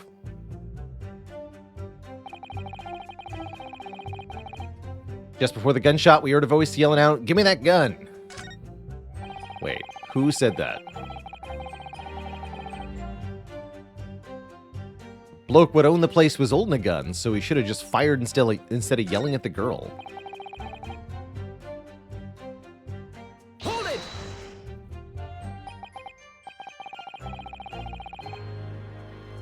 So you heard the voice and the gunshot almost simultaneously.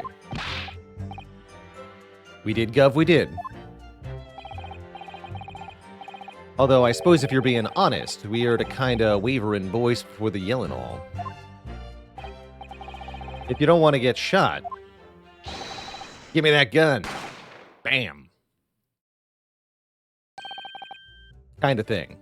Nice pantomime there. You really had the coordination on that. Almost like you practiced.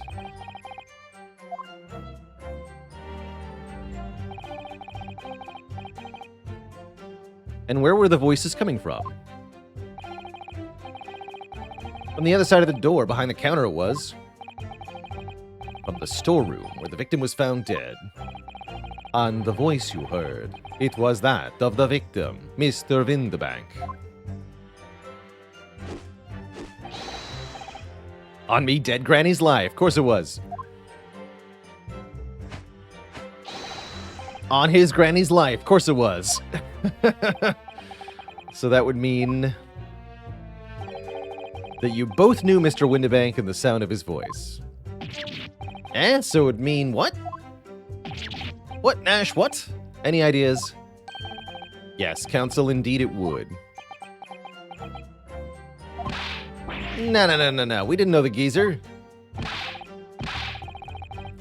How am I supposed to deny it when that bloke in all the fancy clobber's giving us the evil eye?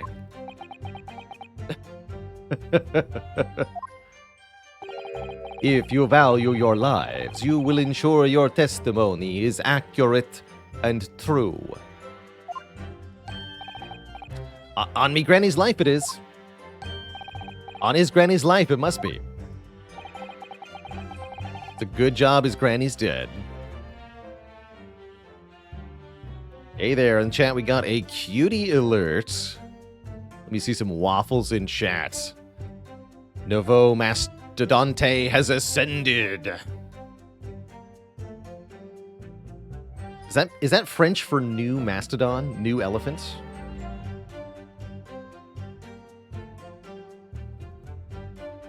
Quite the username.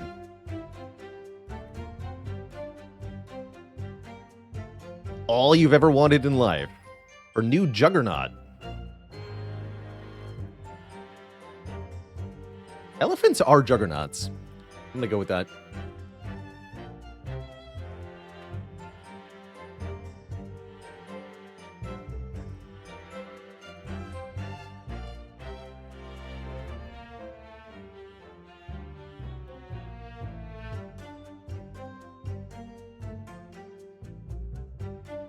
Welcome to the list of channel cuties. To summarize then, immediately after hearing the voice of the victim, you then hear the gunshot, causing you to stumble and upset the items on the counter, scattering them over the shop floor. You make it sound like we're clumsy. Don't forget we tidied up after like good little boys. Anyway, the way I see it. The bloke would own the place was holding a gun, so he should have just fired instead of yelling at the girl. Hold it! You're saying Mr. Windebank had a gun in his hands. Oh yeah, I bet that was the sight, eh? Them two waving them guns at each other. At each other. No, that doesn't make any sense, Nash. I mean, just before he shouted out, we heard the geezer say, if you don't want to get shot. Didn't really sound like he meant it, mine. More of an empty threat, you could say. Mr. Windebank was known to keep a revolver on his shop counter at all times. People say that to protect the articles in his keeping, he'd readily put a bullet in someone's head if required. Usually his own. Yeah. Extraordinary devotion, if alarmingly misguided. Yes, alarming indeed. Well, he certainly sounded like he was ready to pull the trigger the other night. Only the person he was going to shoot beat him to it. Cooked his goose proper. Bet he wished he'd squeezed the trigger instead of wasting time shouting, "Give me that gun." And it was directly after those words that you heard the gunshot. It was more or less at the same time, Gov.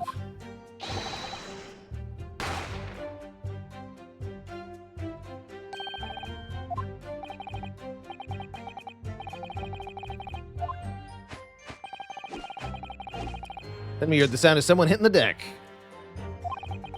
Before everything went dead quiet. After that, we done slapdash job tidying the place up.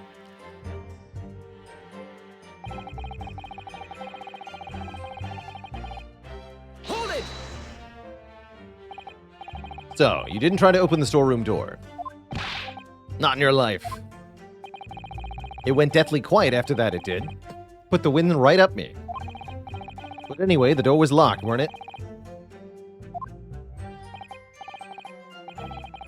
Yes, of course, it was locked from the inside, so we've been led to believe.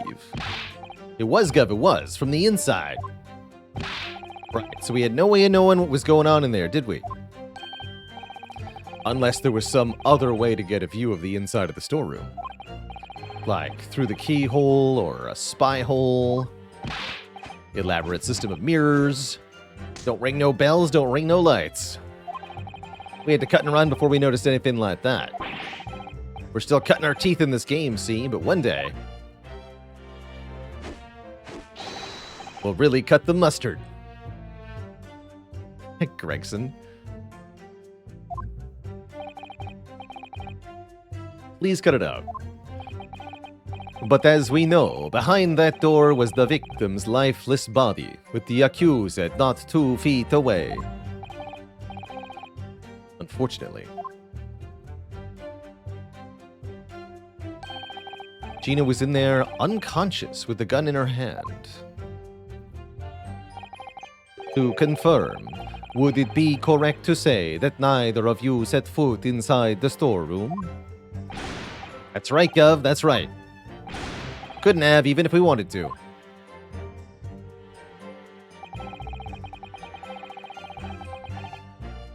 Hold it! Yes. Whereupon you fired a shot from your own gun at Mr. Herlock Sholmes. Oh, yeah, we was a bit hasty there.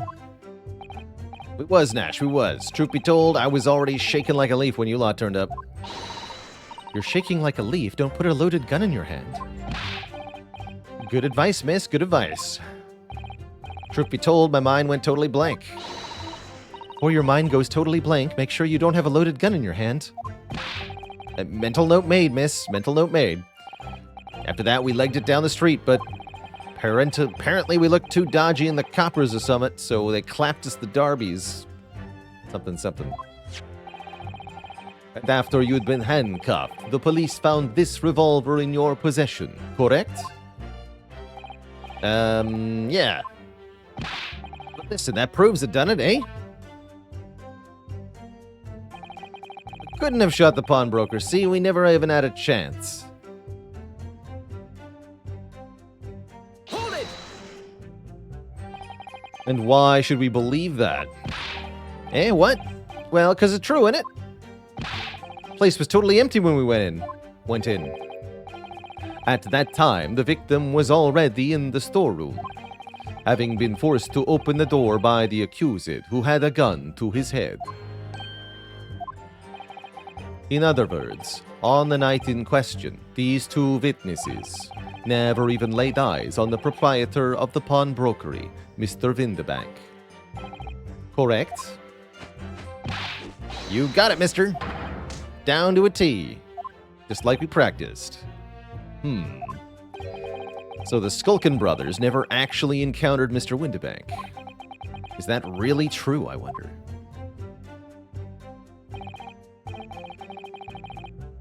That's the full extent of their testimony? What is it, Bruno? You look very fierce. I could pour you some herbal tea. It's good stuff. Thanks, but I'm fine.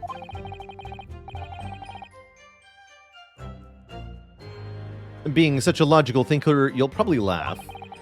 But I feel as though these brothers are still hiding something important. It is nothing more than a feeling, though. I have no proof to support it.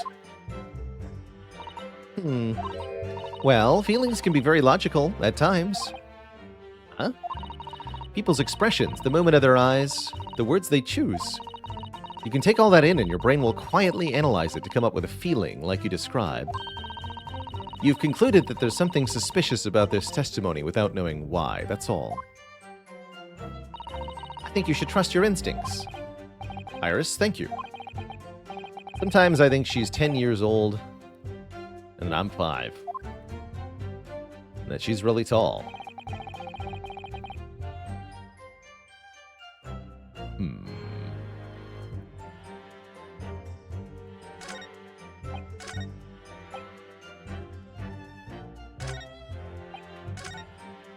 From the top Hold then.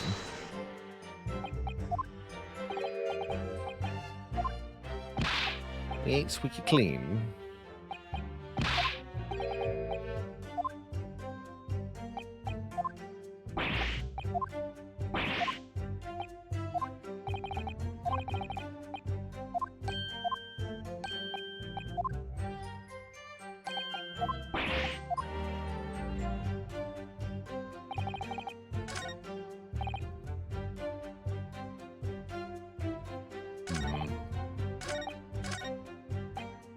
Hold it!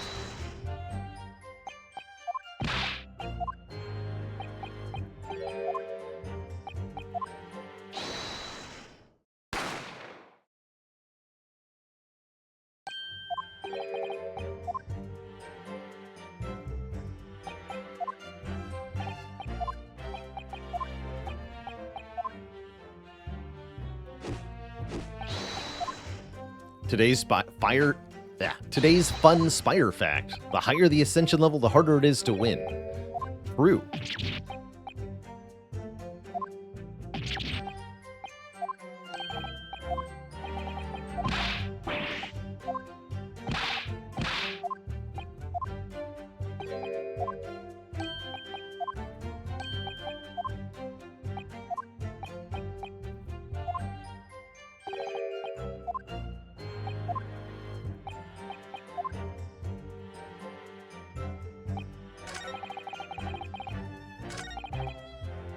Hold it! As well.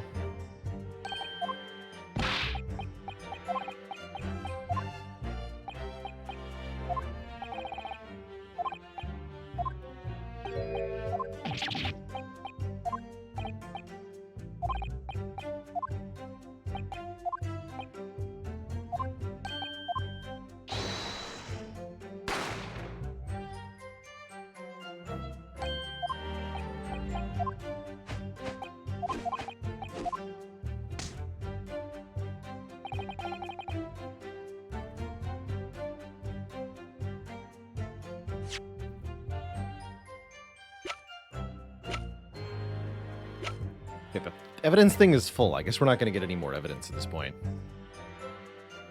Unless it can miraculously fit more items in it, maybe. How's it going at Shadow Cone? We are currently stumped as to what is expected of us. So we're trying to figure out what to do. What indeed do we need to do here? No idea.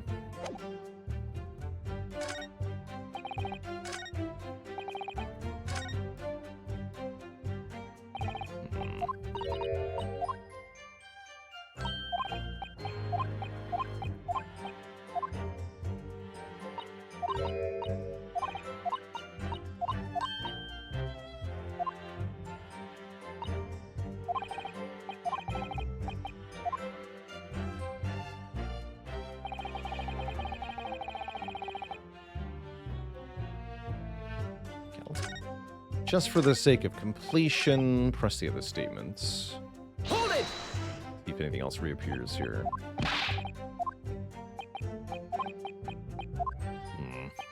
I'm worried that we might need to present something somewhere, but the game is really bad about prompting this sometimes.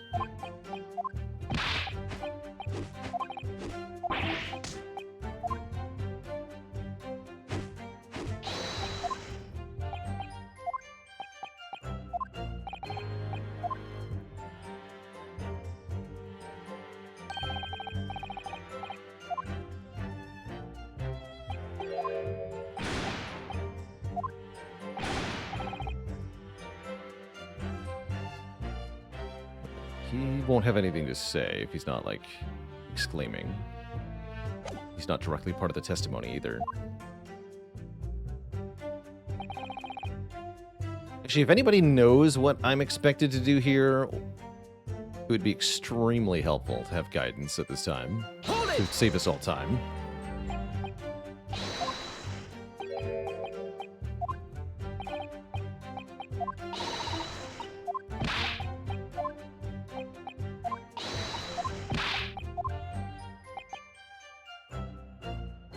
On the third statement, present the photo of Windibank getting shot. Thank you.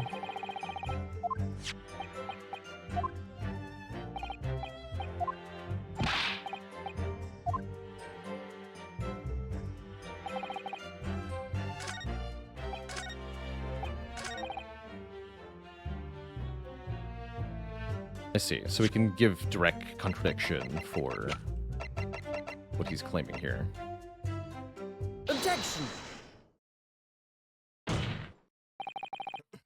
You're saying that on the night in question, the victim, Mr. Windibank, was wielding a gun. Is that correct? That's it, Gov. You've got the picture. Yes, Nash, he has. No question. And yet the photographic evidence from the time of the incident clearly shows that Mr. Windibank was not in possession of a firearm of any description. Objection! You surprise me. Does the defense really intend to highlight evidence that compromises the position of the accused even more?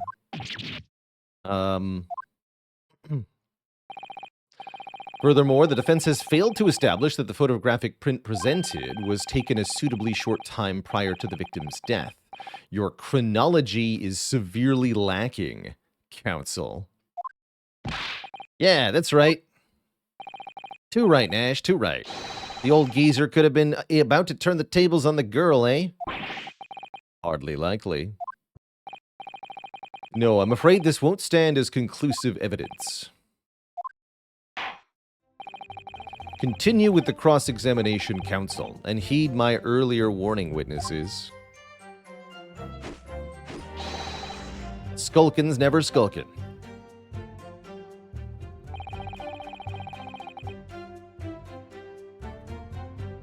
That didn't even change his testimony.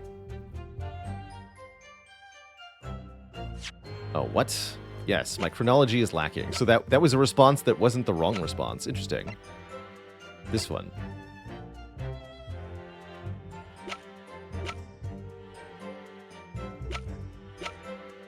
Like this photo? Objection! So you're saying...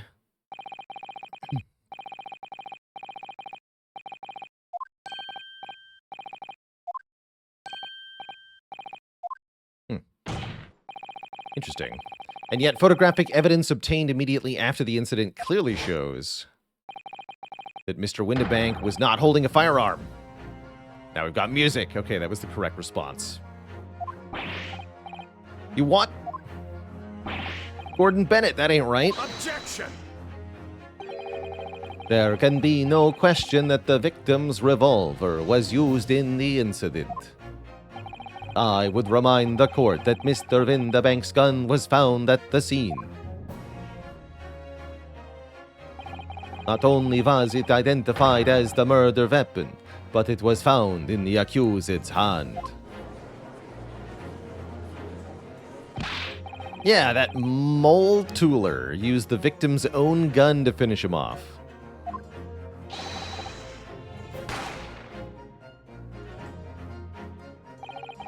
Kind of thing. Hold it! Stay exactly where you are. Yes, exactly like that, please. If the crime had taken place as you've so colorfully described in your testimony, it would give rise to an undeniable and significant inconsistency in the final moments you just acted out, namely that Mr. Windibank was shot in the back. You intrigue me, my learned friend, but let's see some evidence to support your claim. Where is the proof that demonstrates this inconsistency? Yeah, this is more what I was expecting from the last segment. Like, here is a question, please provide a proof item.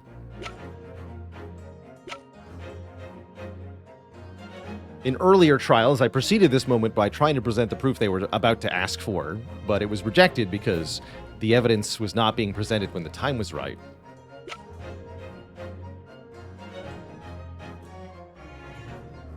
But yeah, he was shot in the back. So I will again present the exact same photograph that we're already talking about. Game. The witnesses claim to have heard a shout of "Give me that gun," followed by the gunshot. Indeed, with the two events happening almost simultaneously. Yes, that's right, but your chronology is wrong, Judge. At the moment of death, the victim and his attacker would have been facing each other. However, if I could ask the court to study this photograph again, you will notice that that is not the front of Mr. Windibank, it is the back. I know they are visually very similar. However, consider there is no front butt. Case closed. There is an undeniable inconsistency in your testimony, Mr. and Mr. Skulkin. Yeah. But, it's the God's honest truth. It is, Nash, it is. When he was shot that night, shopkeeper had a gun in his hand. We saw it with our own bleeding eyes. You saw what?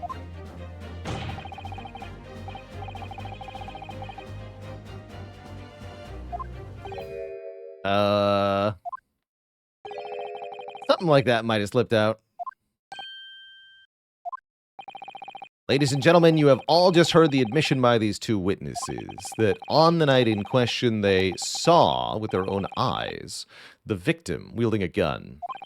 Which can only mean that despite their testimony to the contrary, they did see Mr. Windibank.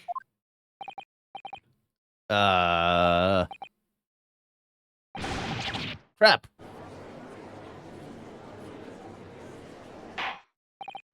Order. Witnesses, explain yourselves at once. Well, the thing is, weren't supposed to,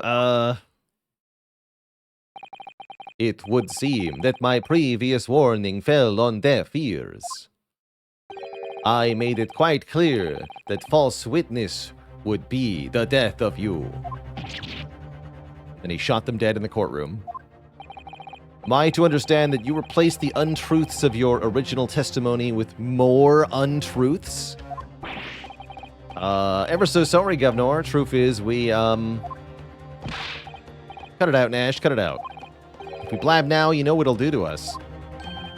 He? Who could they be talking about? Let me make your position here perfectly clear. You will talk. There is no other option available to you. Rob, come on, the game's up. But we'll have our guts for garters. In case it hasn't quite sunk in yet, you are already dead. On the night in question, it is now apparent that you brothers met face to face with the victim. You've been dead the whole time. I demand that you testify again to explain the precise circumstances under which this meeting took place. Well, do we have to? Yes, on pain of death. I suggest you make yourselves fully aware that this is your last chance to tell the truth. Any last words? Encounter with the victim. Alright, so we just go inside the gaff and heaved a sigh of relief when the Geever showed his mug. Give me that gun, he bellowed, and then he flew at us like he was possessed. I thought we'd had it. For an old geezer, the bloke was strong as an ox. He chucked me over the counter. I pulled me gun on him, and then he legged it through that door into the back room. We never had nothing to do with killing him. That's all what happened, I swear. So, you're now telling us that moments before the victim was killed in the storeroom, you, in fact, encountered him in the main part of the shop. Yeah. Sorry. Well, we find ourselves at an interesting juncture. This changes matters considerably, and in a normal legal system would be grounds for a mistrial, followed by new witnesses and a new jury. However, we're not going to do any of that. We're just going to keep going here. Because, yeah. This time, we ain't got nothing more to hide. Very well. Counsel for the defense, you may proceed with your cross-examination. Yes, my lord. Yeah, and plenty of perjury for everybody. They're gonna hang, that's for sure. For all the lying, under oath, that they've done so far. And we're gonna catch them doing more of it, probably, right now. Hold it! When you say geezer, I assume you mean the victim and proprietor of the shop, Mr. Vindebank. Who else? I mean, that's right. Who was keeping a close eye on the entrance to the gaff, obviously, but we never thought no one was going to come out of the back room like that. The back room being the pawnbrokery storeroom. Yeah, that must be where he popped up from. Only place he could have been. So it would seem the victim was already in the storeroom when these brothers entered the premises. Is that true? Hold on, wait a second.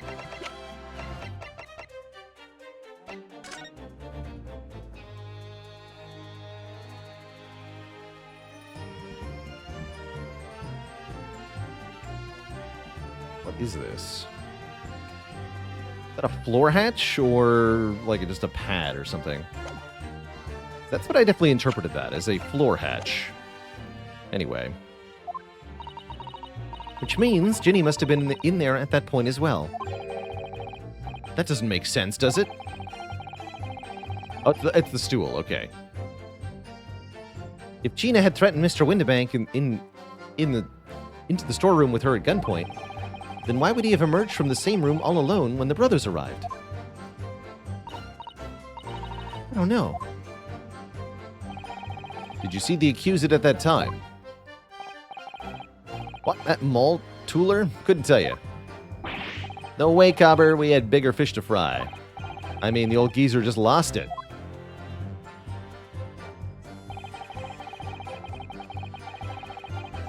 Hold it!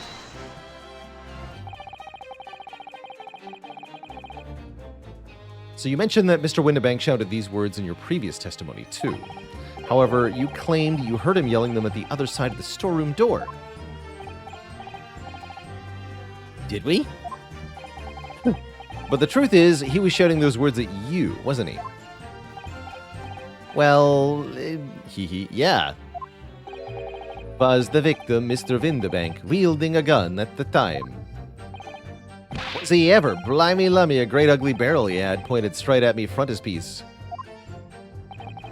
So what you're saying is, you definitely saw Mr. Windebank with the gun at that time, is that right? It is, Gov, it is. Spot on. Then all of a sudden he came at us, he did. It was bedlam. I didn't know what was going on for who. We were clearly all going for each other. Nash said we thought we'd had it. I mean...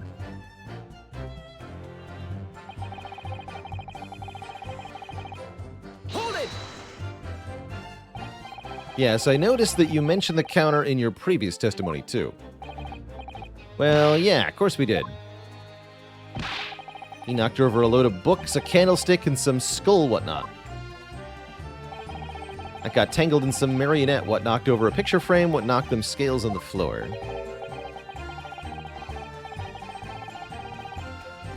So it wasn't the sound of the gun shop that shocked you and made you knock the things off the counter. Well, Big Bruv here went flying over that counter like a gunshot, I can tell you. Then the old geezer pinned him. He did, Nash, he did. You hadn't been there, the bloke would have flattened me like a bloomin' pancake in seconds.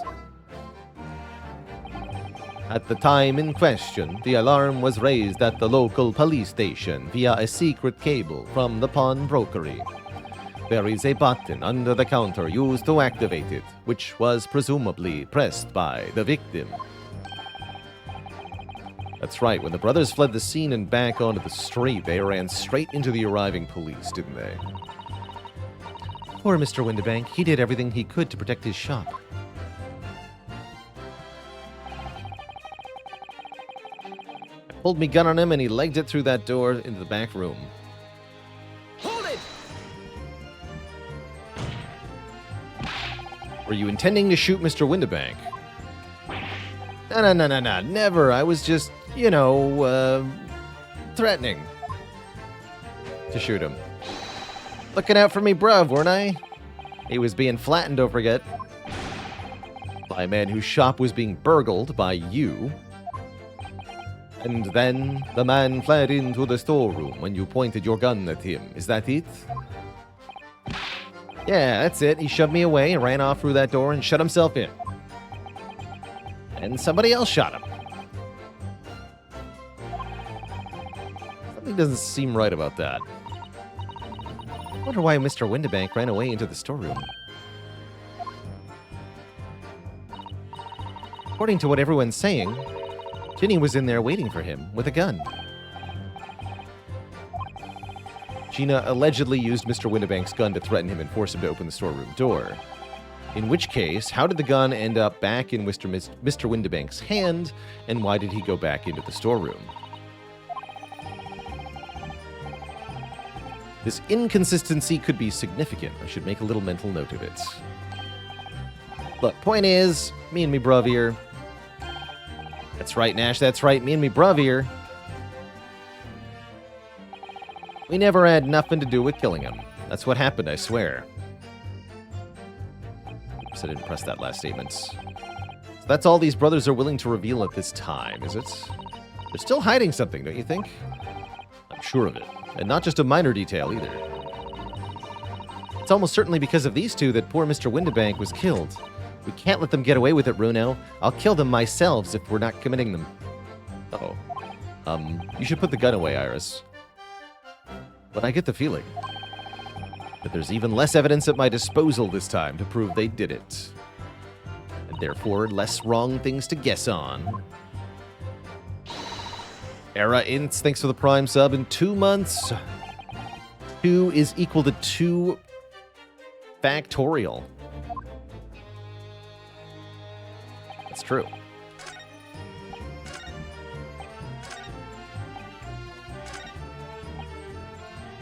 Hold it! You say you had nothing to do with it. Nothing at all. Nothing, Gov, nothing. The old geezer went and shut himself in the back room, didn't he? Locked it was from the inside. We know it was because we tried to open it. But it's a decent door, good and strong. Wouldn't budge an inch. So in the end, the situation remains unchanged. Does it? Inside the storeroom with the pawnbroker, there was only one other person. The sole person who could possibly have shot the victim, Miss Gina Lestrade. Ugh. It would indeed appear so. Appear? What say you to that, counsel? I don't know. Was there anyone else, apart from Gina, who could possibly have shot Mr. Windibank?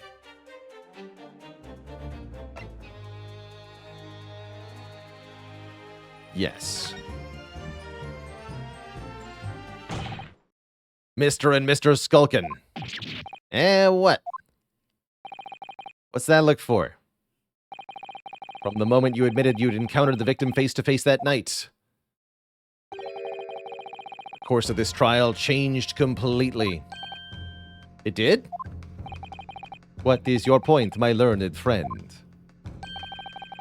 The question we must answer is, who could have shot Mr. Windibank? And it is the belief of the defense that the defendant is not the only possible answer at all.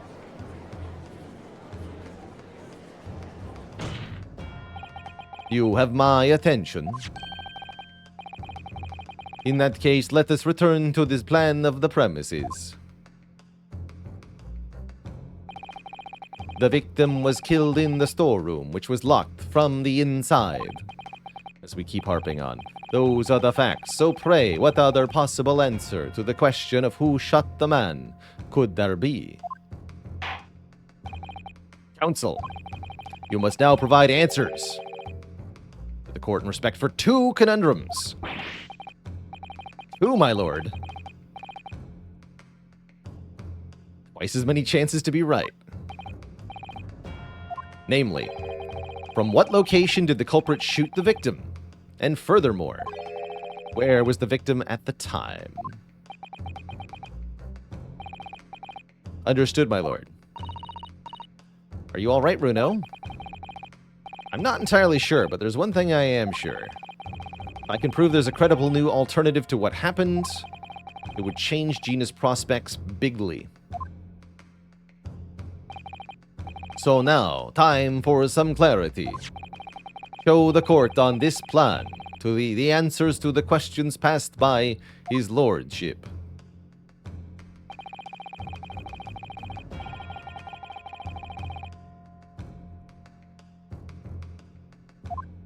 From behind the counter. Would have to be. Let me just take a quick look at.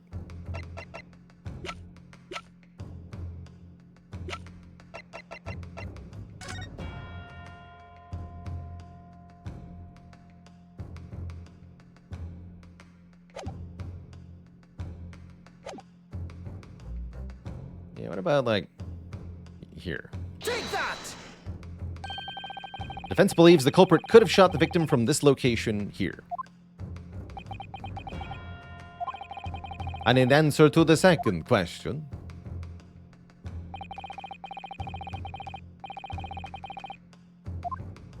that would mean the victim would be here. Ish. Take that!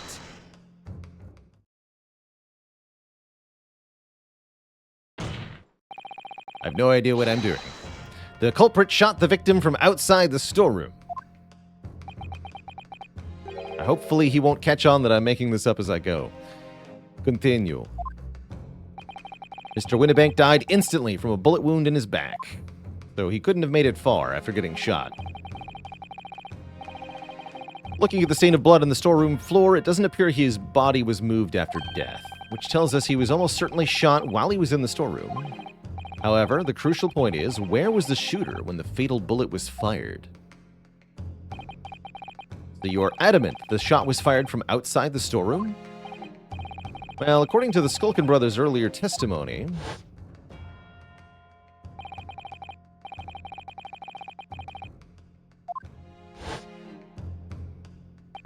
if Mr. Winnebank ran away through the door, we have to assume that the door was open at the time.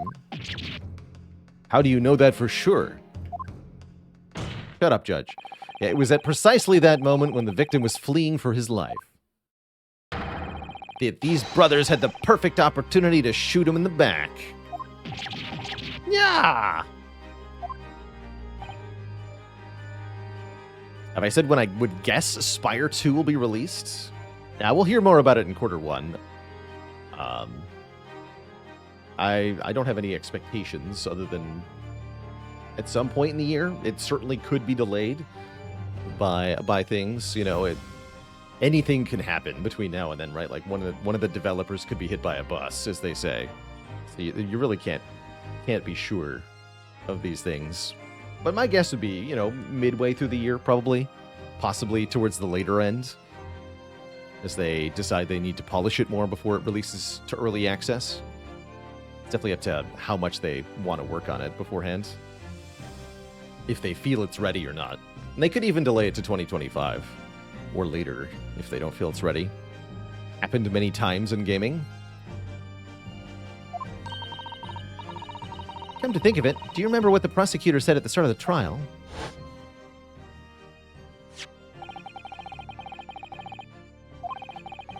Yes. He was shot by somebody who was very short.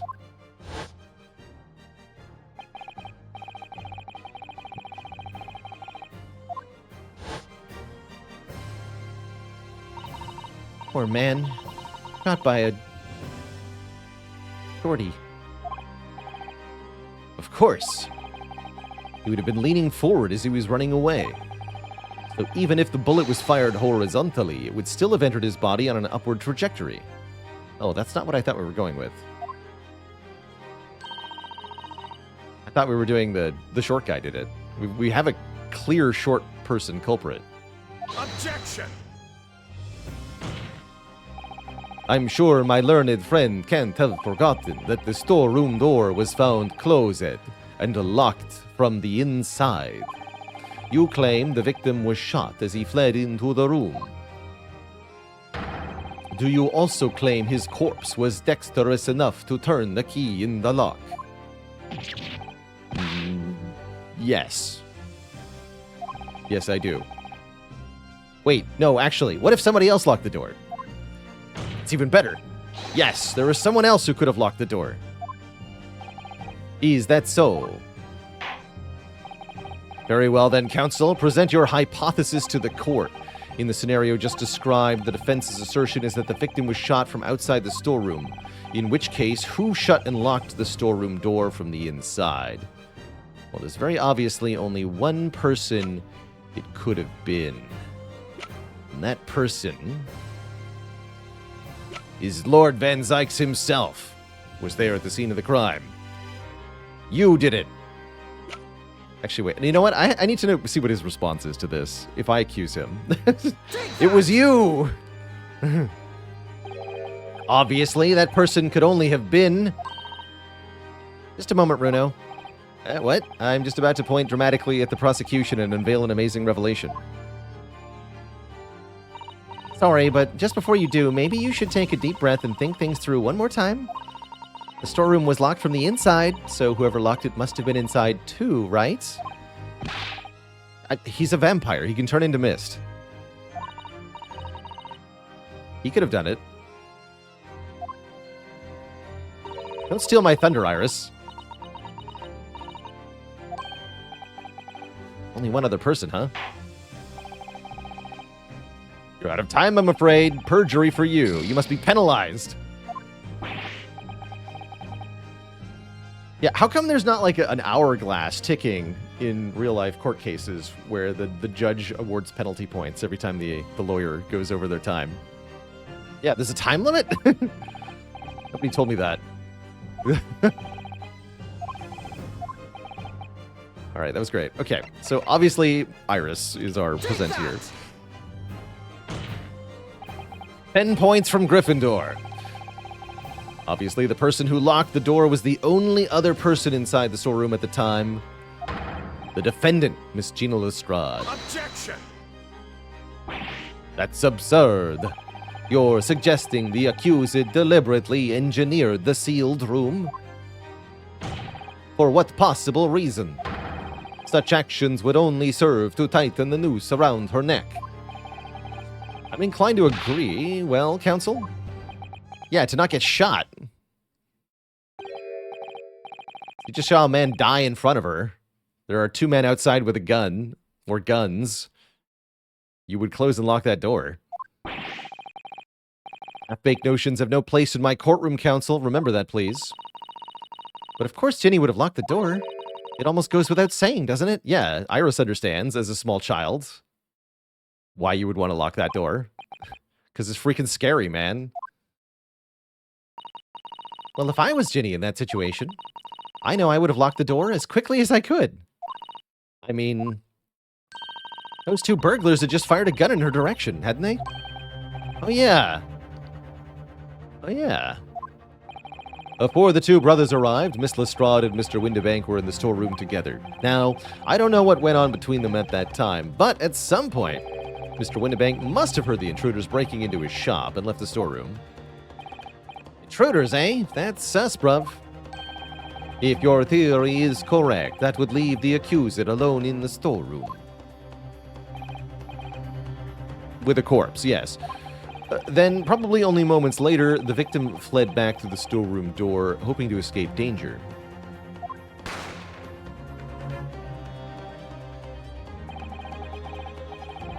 Hit in the back by the bullet, Mr. Windibank fell to the floor where he was, just inside the storeroom. And what we have to ask ourselves now is, what would the defendant have done in that moment? I see where you're going with this. Outside the storeroom was a terrifying killer who had just murdered Mr. Windibank. As soon as that thought struck Miss Lestrade, she slammed the door shut and locked it, in order to save her own life. Why is Miss Gina Lestrade not asserting any of these things, though? Is a good question. Hold it! Where is she? I mean, we ain't the ones who done it. We ain't, Kev, we ain't. You gotta believe us. I mean, come on, we never shoot nobody. Objection! That's blatantly untrue. I know for a fact you would. Because before my own eyes, you did. There is only one logical conclusion here. Mr. and Mrs. Skulkin, you brothers had every opportunity to have been the true perpetrators of Mr. Windibank's murder.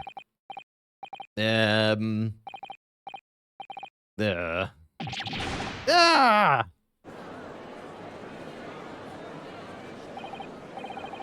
Where does this leave us?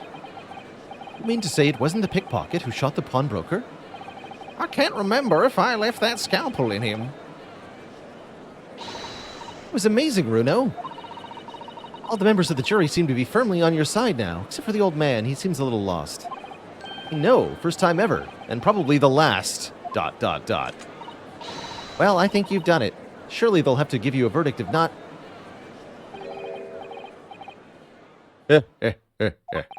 An admirable effort, my learned friend. What's he on about now? He's laughing? You find the situation amusing, Lord Van Zykes.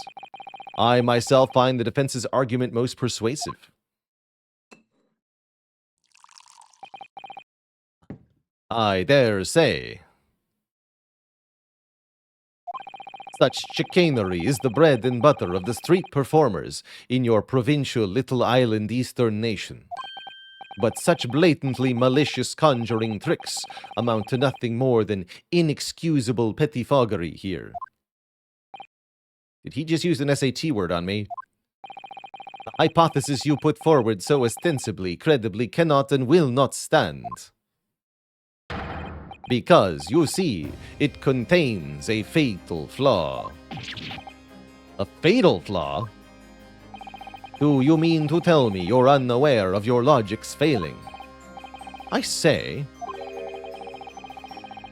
Explain this bally conjuring trick or whatever it is to the troops on the ground, The fatal flaw in my learned friend's argument is really quite simple to understand. Assuming you're not too dim-witted to count bullets.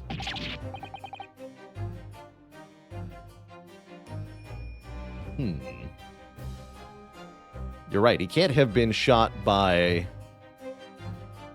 the thug's gun, as they already used their one bullet on Hurley. We already established Hurley was shot with his own gun. Well, that's because we haven't actually figured out how many people were in the storeroom yet. What's everyone talking about? Counsel. Yes, sir. Tell the court how many bullets were found at the scene of the crime. 2. 2 bullets. Correct. The first, that which hit the victim in the back, ending his life. And the second, that which struck the detective, Mr. Herlock Sholmes, on his arrival at the scene. Indeed. The defense presented a picture showing the damage caused by the second bullet earlier in the proceedings. The bullet which injured Mr. Sholmes appeared to have passed through his body to strike the calendar. Could have used a stone calendar. Your lordship's understanding is correct. Furthermore, we know there are 2 firearms involved in the incident. The revolver belonging to the victim, Mr. Windibank, and the Skulkin brothers' revolver, each of which fired 1 bullet. Yes. Now then, my learned friend. You yourself told the court only moments ago that these 2 brothers shot Mr. Herlock Sholmes right before your eyes. Yes, I did say that. If the single bullet was fired from the brother's gun that hit Mr. Sholmes, it means... The bank not shot by same gun. Stop. Only 1 bullet. Stop. Exactly. Yes, this Nipponese street performer presented an ostensibly credible argument. However, it was never anything more than a diversionary trick, with no hope of standing up to scrutiny. Now it is my turn to be embarrassed at court. Ordar! Pray forgive the discourtesy of flinging the dregs of this hallowed nectar into the public gallery. Now there's an emote for you. Lord Van Zykes. But this court needs to open its eyes. The accused, Miss Gina Lestrade, is no ordinary little girl. Despite her young years, she can regrettably no longer be described as a juvenile. No, the person in this dock is far from a law-abiding citizen. She has a past riddled with criminal conduct. Valley good. The truth is, the accused broke into the pawnbrokery on the night in question with loathsome intent. As we can see beyond doubt in this print which depicts her threatening the victim with the murder weapon. And I have here in my possession one more piece of evidence the prosecution wishes to present. That disc. I'll be taking that. No! And he took it. Anything belonging to Wonka had to be taken in as evidence. Music box disc. Wonka's music box disc. The music box disc specifically for Wonka. That disc. The very day before the hateful murder of Mr. Vindebank, the accused attempted to make off with this article, which clearly does not belong to her. And with none of the subtlety of a pickpocket, I might add, but by brute force and brazen impudence. Good gracious! Make no mistake. Any sympathy for the accused on account of her years is misguided and dangerous. There are no depths to which this girl would not stoop if pushed. No crime she would not commit. The court forgets that fact at its peril. I see. I think it would be prudent to take this music box disc into evidence, counsel, as a grim testament to the Lord Van Zykes, Inspector Gregson? What? Yes, Inspector? We had a meeting yesterday at the yard with the prosecution service, and, I think it was agreed the disc wouldn't be used as evidence. Something about the evidence being full. What's this about? Why is the inspector acting strangely? First time he said anything to Van Zykes at all. I am unaware of any such meeting. But those were the instructions right from the top. Government bigwigs were insistent. Inspector, I am the prosecutor here, and I alone determine how to present my case. Your warning is noted. Thank you. The prosecution wishes to proceed with submitting this disc as evidence, even though the evidence in UI is full, my lord. Indeed. Bailiff, make an exception to the UI.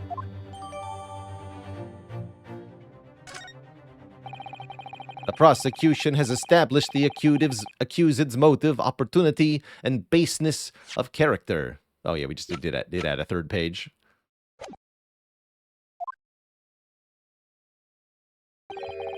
There is nothing more to add.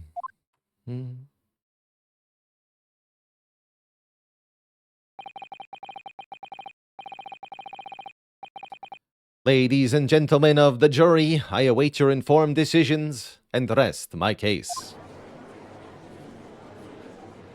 I don't believe it. Oh, dang, crit error.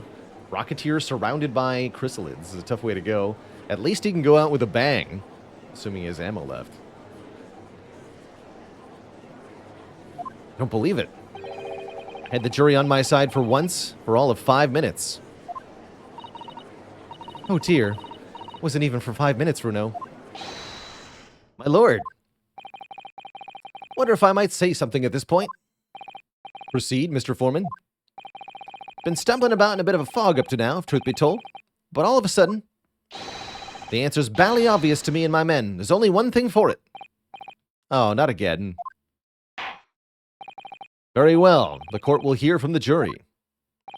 Ladies and gentlemen, you will present your leanings. Guilty. Guilty. Guilty. Guilty. Guilty. Guilty.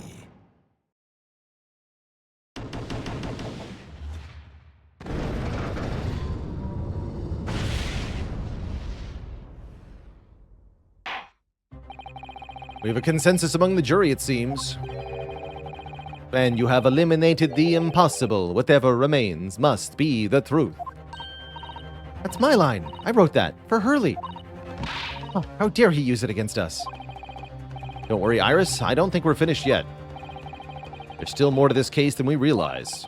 There must be, because this game isn't over yet. Gina didn't shoot Mr. Windibank. That's beyond any doubt. Very well.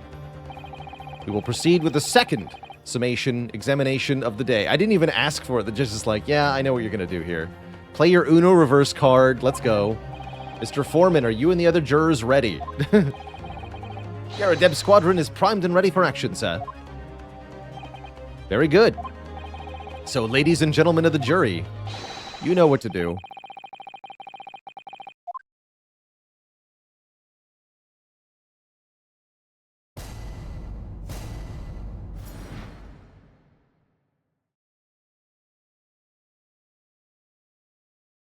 I like that each time the jury agrees on a guilty verdict, we're allowed to, like, force them to explain themselves and attack their reasoning, kind of like a child asking why over and over again to everything you say. It just works. Until they go insane. Once a rogue, always a rogue, I say. Different breed to us law-abiding citizens. As only 2 bullets were found at the scene, I would say the whole case is done and dusted. You don't need a stereoscope to see the truth here. Every way you look at it, it was that pickpocket. I never imagined that simple operation would cause me such grief. The accused attempted a theft on the previous day. I can see I'm in for a busy day ahead. I am ballistics expert. I have seen many shootings. There is nothing I do not know about guns. Not suspicious at all. It seems there's little remaining room for doubt. I have to admit, I was rather bowled over by this argument put forward by the chap in black. But when that fell apart like a house of cards, I saw that I'd jolly well been hoodwinked. Well, no more. The whole courtroom is turning against me. It's not fair. Iris? That prosecutor's being mean. Just because Ginny's done some things she shouldn't have done in the past doesn't make her a murderer. Or does it? Allow me to savor this fruity vintage while I savor the spectacle of your fruitless debate on the matter. I mean, blood.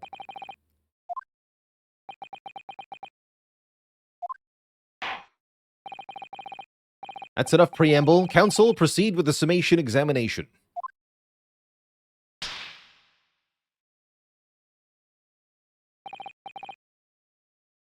Yes, my lord. Who's sending Van Zyke's bottle and glass? I'm pretty sure he bought a dozen of each at Sam's Club and brought them with him. He's got a lot. The defense's rebuttal. Once a rogue, always a rogue, I say. Different breed to us law-abiding citizens. Hold it! Just because Miss Lestrade has a history of pickpocketing, she must be guilty of murder? Is that what you're saying? Well, when you put it like that, it sounds awfully prejudiced. Are all members of the British Army so quick to judge? Yes, sir. Greatest military organization in the world, sir. Simply illustrating my point, sir. Making assumptions about people because they're a soldier or a pickpocket is wrong and dangerous. Well, yes, might have a point there, I suppose. But let's not forget the girl had already shown she had it in her from before. She's clearly a criminal sort through and through, can't deny it. When you say that she'd shown she had it in her, you're referring to this? Exactly. Tried to swipe that only a day earlier, Or am I mistaken? Not exactly. Given that I was actually there at the time, it's hard to refute that.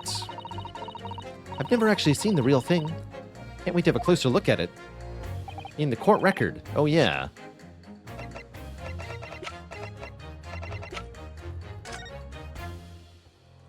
Good reminder. Bruno, look! Blood! Wait, you're not Van Sykes. Yes, you're right. Just a little smear, but definitely blood. I feel as though I might have noticed that before. And it's my time to shine again. I thought I'd be waiting forever. Hold still with the disc, Bruno. Can we get this done quickly, Iris? I don't want another mistrial from Smoky Courtroom Syndrome. In a flash. Of smoke.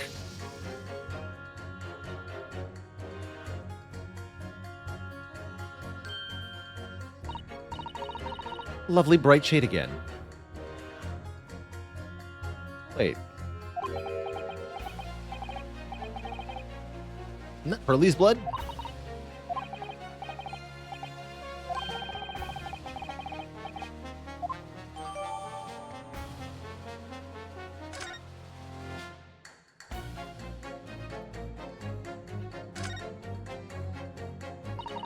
Or Mr. Wonka.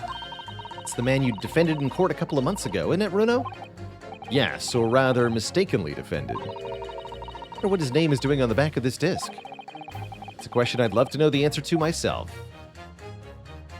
Maybe someday.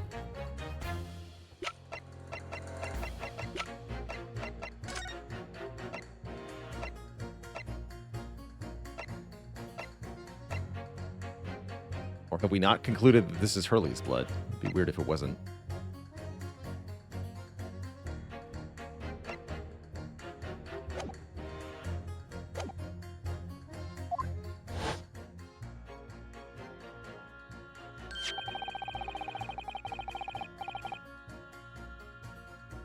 That's right, we made a copy of the disc with caramel bars. Tried to play it, but couldn't find a player. We still don't know what tune it plays, though, do we? But I'd love to see how the original compares to Hurley's copy. Wonka's disc.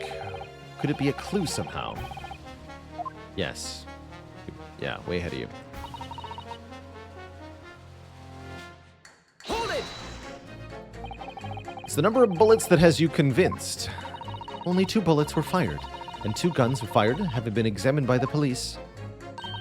When the parlor maid asks me how many are invited for dinner, I always tell her to count the table settings. That's logical. Although, yes, sometimes after dining, crockery does go missing. 1 or 2 guests rather like the fine china. Does your employer dine with thieves? So I suppose, if there was another bullet somewhere of which we were unaware, I'd have to reconsider my position. ... A 3rd bullet? Could that be possible? What do you mean I can prove it? Not yet.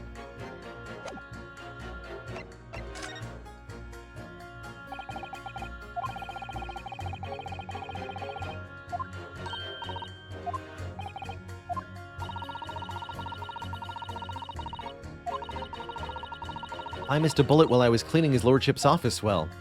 I should receive a sound scolding, I don't doubt.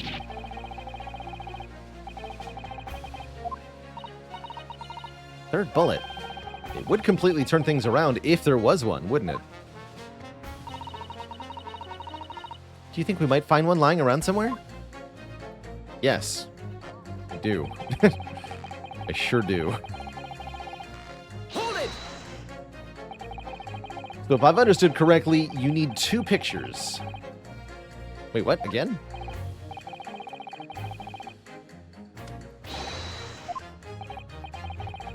If we have 2 bullets, I don't suppose you can see anything useful with them? I think you'll find that no matter how much you squint, the truth of the situation always looks the same here. The only person who could have shot the victim is that girl in the dock. How can you be so sure of that? Think about it. The Skulkin brothers shot the great detective, didn't they? That It's been mentioned once or twice. Well then, surely it's coming into focus now, isn't it? He is also counting bullets.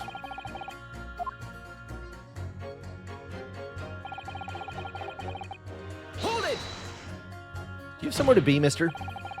Would you please stop muttering about things that have nothing to do with this trial? I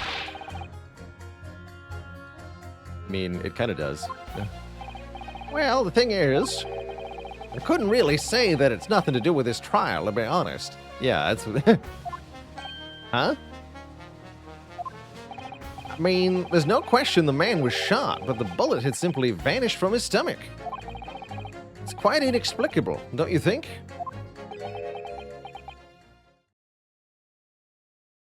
What?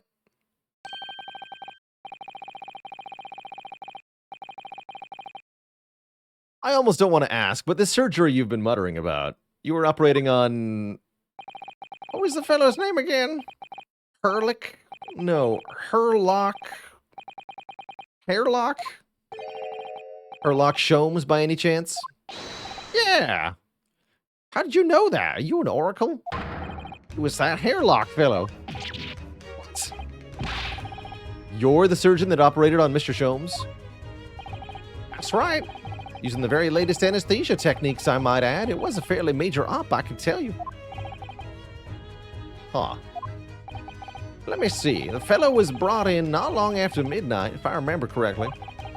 They said he'd been shot by some criminal or the other, so I opened him up.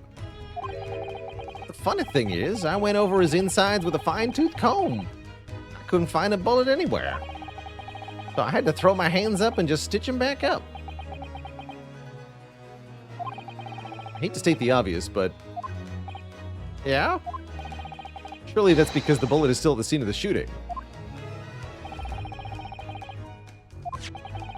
Yeah, we have a picture of it. Right there.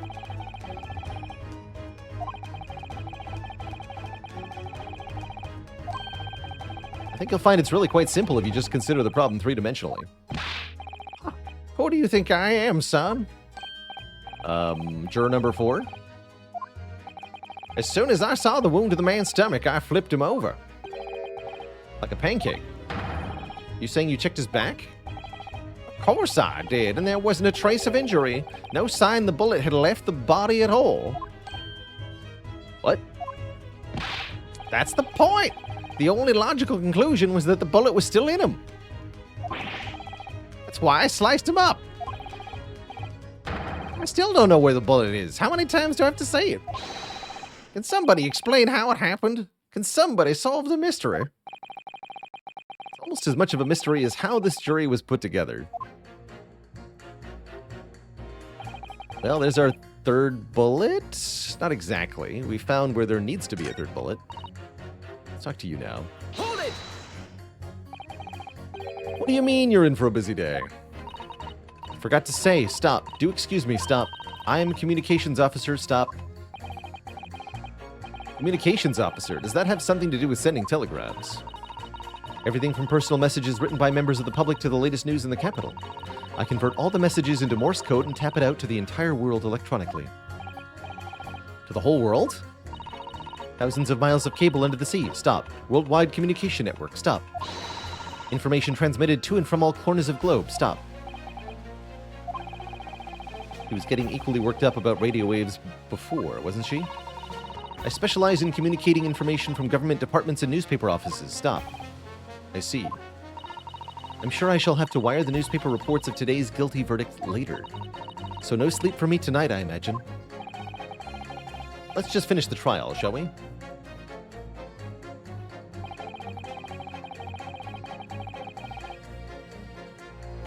Hold it! Tell us about guns. I thought you were just a tourist.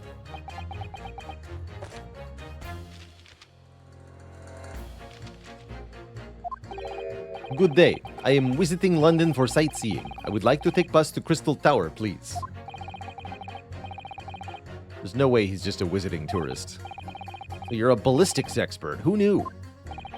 I have much experience with guns. I have lived through many, how you say, extreme violent bath of, no, blood of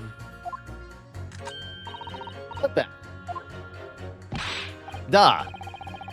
Extreme violent bloodbaths. English is very difficult tongue. Considering the sort of people you associate with, I'm surprised you still have a tongue. Anyway, if you have questions about bullets and guns, you ask me. There is nothing I do not know. No mystery I cannot solve. Okay. But if possible, please only in Russian. He's not very confident in his knowledge of English, though, is he? Still, we should bear it in mind. He's our man if there's a mystery about guns or bullets. And Sykes has managed to convince everyone. You've eliminated the impossible, he said, but he hasn't. We're gonna fight back. We need more material. War material. As in, we need more bullets. We need a third bullet. Please give me a third bullet. I guess this is a pit? Tell him about the mystery of the bullet. These two statements contradict the idea that all I do is pit jurors against each other. You two, cooperate, now.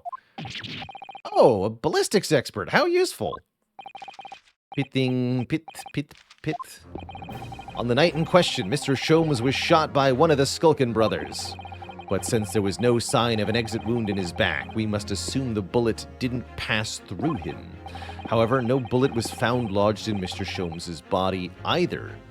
Furthermore, I would explain why we didn't identify this blood as Sholmes' yet. It's not his blood. Juror number 6. Hello, my name is Violen. Pleased to meet you. This apparent contradiction in the facts that is so clearly troubling juror number 4. Are you able to explain the mystery of the bullet? I have seen very similar situation in Motherland. It was night. There was blizzard. I was running away along mountain road in freezing cold. Golly. The snow was piling high on both sides of road. It was very narrow and dangerous. My pursuers had hunting rifles, and they were on dog sleds. Don't ask too many questions. I was shot from behind, and I fell down in snow. And in this situation was very similar to what I hear today from doctor. They could not find bullet in my body, and no sign of how you say exit wound. Then where did the bullet go? The bullet never hit me. If it never hit you, why'd you fall down? Bullet hit frozen wall of ice very close to my side. One small piece, very sharp, broke away from lump of ice and pierced my body. Made deep wound looks like just like bullet wound. Good gracious! Of course, piece of ice quickly melted. And that is solution to mystery of disappearing bullet.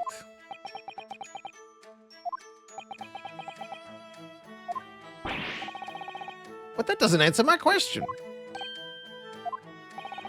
The shooting happened in a pawnbroker's shop. There's no ice.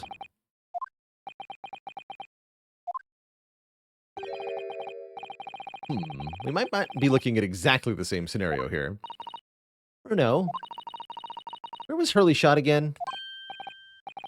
According to the report, in his stomach. Sort of around the stomach area. Well, that's precisely where he always wears a little pouch on his belt. A pouch? Yeah, a pouch. Keeps 3 glass vials of very dangerous chemicals. Really? Doctor, where is the pouch Mr. Sholmes is wearing? Huh? Well, fellow had nothing like that on him when he arrived at the hospital.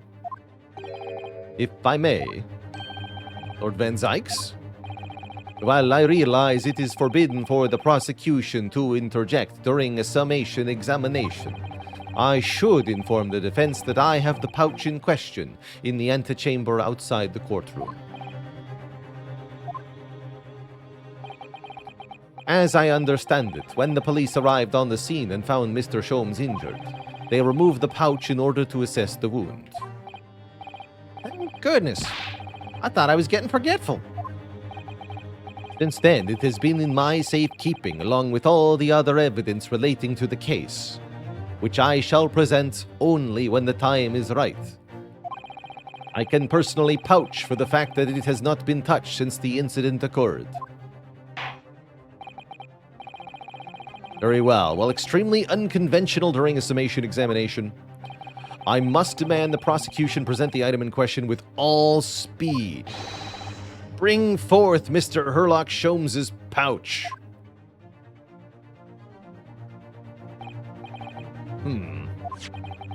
So this is the pouch. Wow. One of the files is broken, and the leather around it is scorched black. It's almost as if it exploded. Exploded? So that night, the bullet from the Skulkin brothers struck Mr. Sholmes's pouch. And it was the glass file exploding that caused the injury. And this bullet did not penetrate the victim, but was deflected into wall of shop.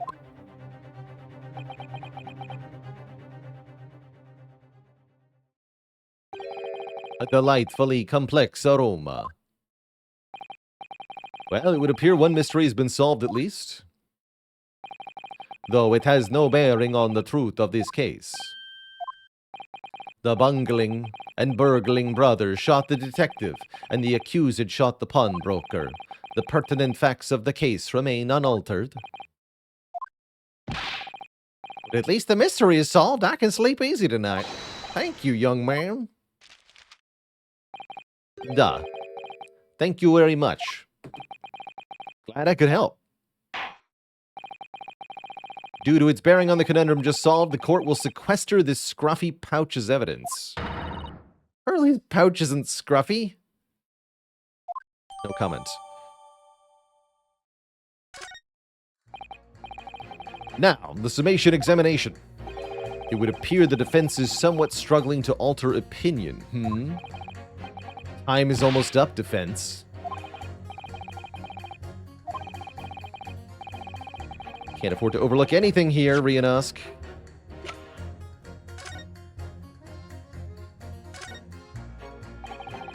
File has been smashed. Presumably by the bullets. Big explosion. I mean, we were there. We didn't see the explosion? I'm sure that when this file broke, the chemical inside would have ignited. Note to self, always walk on the right-hand side of Sholmes. Left is the danger zone. The danger zone?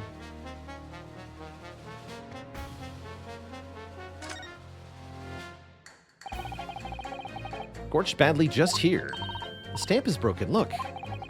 This must be where the bullet hit then. Let me see.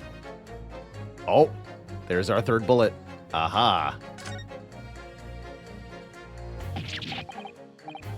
Iris, look! Do you see it? The Skulkin Brothers bullet! What a stroke of luck that it hit his pouch. This is an amazing discovery. What this means is there were 3 bullets fired at Windibanks that night. We found what that juror was talking about. The third bullet. It's time to press that juror again, I think. The third bullet. That cracks this case wide open. Because that means we have a third gun, too. Which is all leading towards the inevitable conclusion, of course, here, that there was an additional person present.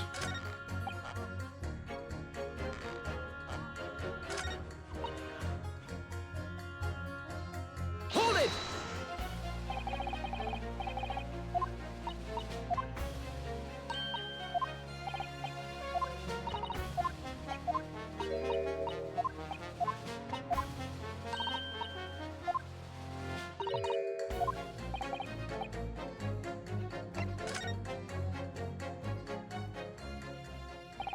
Allow me to show you, then, the third bullet. Yeah. Very clear what item you're presenting here. The third bullet. This bullet. Here it is. We just found it. Right now. On the night in question at Windibank's pawnbrokery, another bullet was fired. Hold it! What is this new trickery, you Nipponese conjurer? Where did you find that bullet? It was lodged in Mr. Sholmes's pouch. What? His pouch was removed from around Mr. Sholmes's waist before he was taken to hospital. And since then, it has been touched by no one. Do you mean to say the shot fired by the Skulkin brothers that night? Yes, as your lordship has surmised, it hit this pouch. But that makes no sense. We already know where the whereabouts of the bullet fired at Mr. Sholmes. In this print. 2 guns from the scene have already been submitted into the court record as evidence. Yes, that of Mr. Windibank and that belonging to the Skulkin brothers. An examination of both guns revealed that they had each been fired once, and only once. But that must mean... That's right. We now know that on the night in question, 3 bullets were fired. However, only 2 bullets were fired from the guns recovered from the crime scene, and until that incontrovertible inconsistency is somehow explained, we cannot and must not pass judgment. Arg. He's a pirate vampire now. Ordar. While this summation examination remains incomplete, the court has been presented with new facts. Facts that would appear to shake the very foundations upon which this court rests. I will call the building inspector immediately. It is my prerogative in this situation. I hereby temporarily suspend the summation examination. By Jupiter! What? Bailiff, bring the witnesses back to the stand.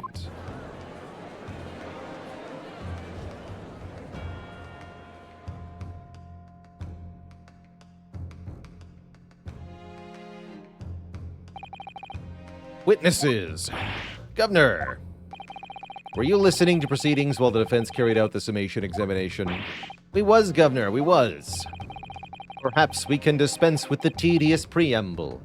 Simply answer this one question. A 3rd bullet has been identified at the scene of the crime. What do you make of that? Make of it, Gov? I don't make nothing of nothing if I can help it. Well, I suggest then that you help it. Gore blimey, Gov, gore blimey. Not a chance that's our bullet.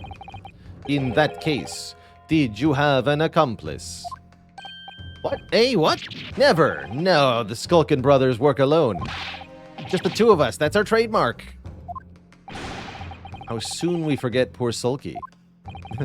Only 2 of the bullets from the crime scene originated from the firearms we have in evidence. The 3rd bullet was fired from another gun. Where is it? Lummy, that's an head scratcher.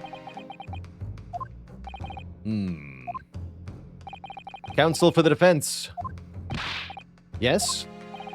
I should like to hear your thoughts regarding these new developments. The 3rd bullet, and the mysterious missing firearm from whence it came. Thinking back over all the testimony we've heard and all the evidence we've seen, I think I'm starting to form a picture here. A picture of what really happened that night. My lord, I think it's clear what this 3rd bullet tells us about the Skulkin brothers. They had a secret accomplice.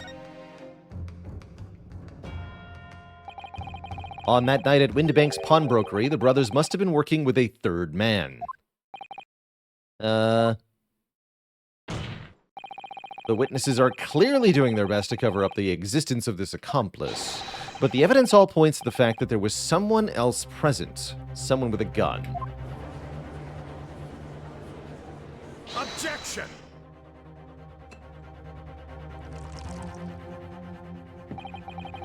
Please forgive me the discourtesy of refilling my chalice in this hallowed chamber.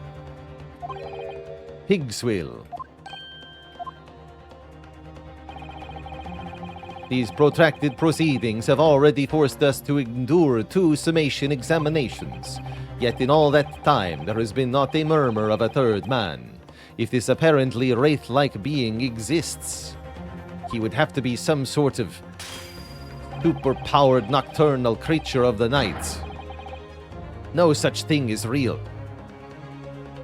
The court must be shown hard evidence. Without it, this fantasy will be crushed. Ah. The prosecution demands answers on 2 counts. Firstly, proof, evidence that this accomplice was ever at the scene of the crime. And secondly, the identity of this spurious character. Skulkins are lying, I know it. But how?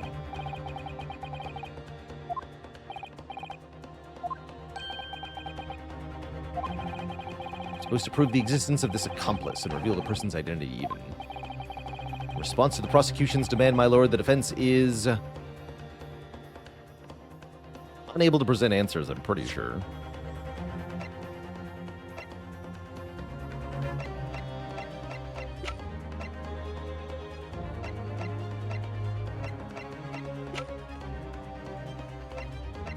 I can conclude that there was a third person, but not who it was, I'm pretty sure.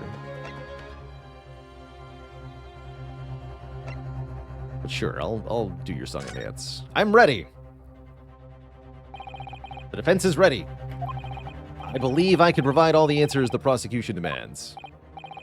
So, my Nipponese friend, despite the swimming eyes, you seem to think you have something to say. This promises to be interesting. Good luck, Ryunosuke. I have to push forward now. I need to use every single piece of evidence in the court record.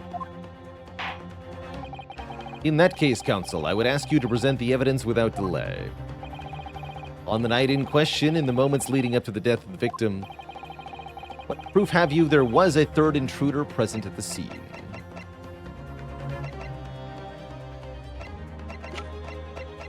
I have blood. That's what I have. Take that! The evidence is right here in this portfolio. Portfolio again, is it? Do you expect the court to rifle through your papers itself? Be more specific. You claim one of those blood samples proves the presence of the third intruder. Got to be this one. Take that! Once again. Now that we know this is not the blood of Hurley. There appears to be some kind of green paint around the bullet hole in the middle of the calendar. That's a blood stain, my lord. Treated with chemical. Green blood. Now I've heard everything. Is the court to understand the intruder was some unhuman creature? Again, no such thing exists. It's something developed by Mr. Herlock Sholmes. A great detective? New invention, stop. Not yet appeared in stories, stop. It's this, you see. It doesn't have a name yet, though. This fogger sprays a chemical that reacts with the different elements in people's blood. Different elements of blood? Yes, everyone's blood is slightly different, you see, because it's made of blood. So by seeing what color it changes to, you can tell in a flash whose blood it is. Oh, that brings a whole extra dimension to looking at blood. Talk of blood in courtroom. Stop. Very exciting. Stop. As an example, this one shows the blood of the victim, Mr. Windibank. A striking blue. Yes, so you see, the green color of this bloodstain on the calendar shows somebody else was shot in the main part of the shop. Now hold fire there, young man. Could be from some unrelated incident, couldn't it? No, it's not unrelated. The date showing on the calendar is the date on which Mr. Windibank was killed. Oh yeah. Therefore, we can assume that whoever was shot on the same day. And whose blood is it? Well, I don't know. The Skulkin brothers aren't shot. Means it must be the blood of somebody else. The third intruder, in fact. Objection! Whose identity the court is still waiting to hear. You can't delay this any longer, my learned Nipponese friends. Who is this alleged third intruder?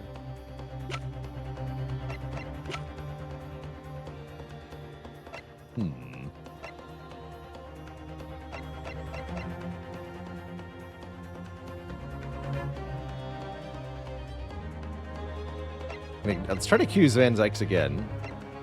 I'm actually not sure who this is supposed to be. I'm guessing Benedict or Strongheart was there? No, it had to be Gregson. But Gregson's not shot either. But he was there, I'm likely sure of it. It was me! When you've eliminated the impossible, all that remains is what is possible. Well, we have enough guesses to guess all 4 of these people, so... Let's start with funniest. Take that! There can be no doubt. This is the shadowy accomplice the brothers have been trying so hard to protect. Objection!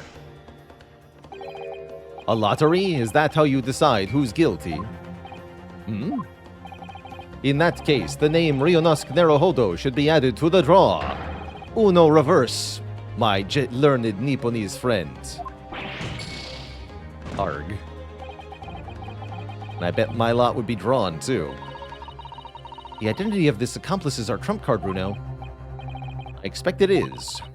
At this point, we're the only ones who know the person's identity. But it's time to stun the courtroom now. Let's give everyone something to think about. Rating from 0 to 100 on the game. So, this game is ridiculous and absurd and funny in its writing. It's fun to voice. As a game, I would honestly say this only minimally passes the definition of a game at all. Mostly just a visual novel that proceeds from A to B. I wouldn't call this a good game. I would call this an absurd, fun to read or watch game, but I certainly wouldn't call it good.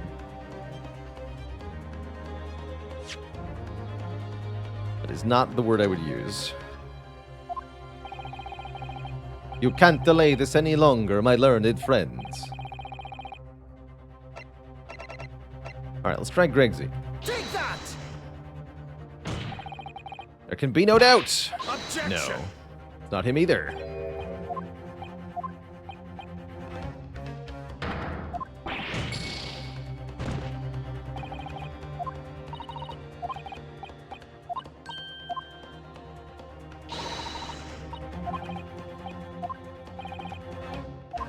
I mean, no random picks. We can randomly pick whoever we want.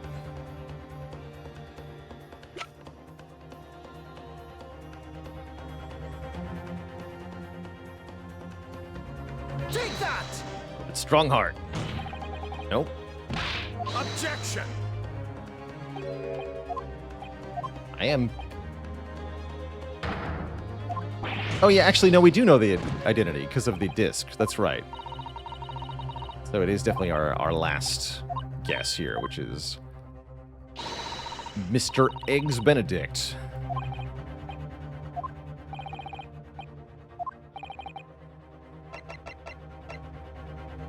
Take that! The man's name is Eggert Benedict. Eggert Benedict? That's a stupid name, Counsel. He paid a visit to Windibank's pawnbrokery on the afternoon before the incident took place. When the accused had attempted to deceive the pawnbroker into releasing this article into her possession. That's right. The man identified by the defense, Mr. Eggert Benedict, then attempted to take the article from the defendant by force.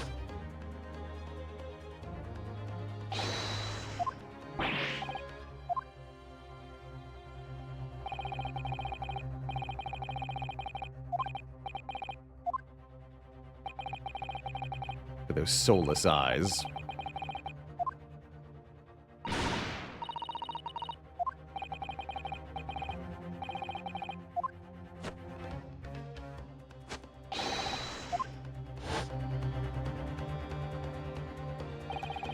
Inspector Gregson was there at the time and can attest to what happened. In the end, it was the inspector himself who took the disc. Can you corroborate this account, Inspector? Yes, my lord. That's more or less what happened. And in the interest of being thorough, I asked Windibank for a print showing the fellow. Taken from one of his red-handed recorder gubbinses. And you claim this man is the brother's accomplice? Yes. Never seen the geezer before in me life. On me life, gov, on me life, never seen him. Well, that's as good as them saying they saw him, for sure, so yes.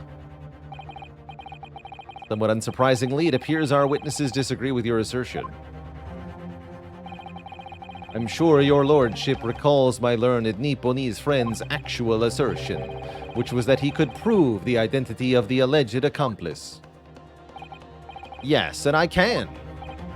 Then show us the evidence.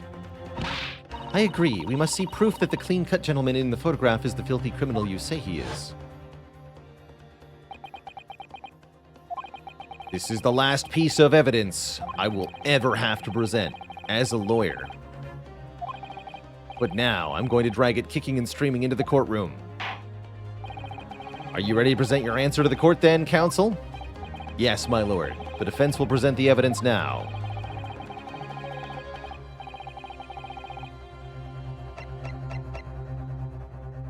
Take that! It's in my portfolio.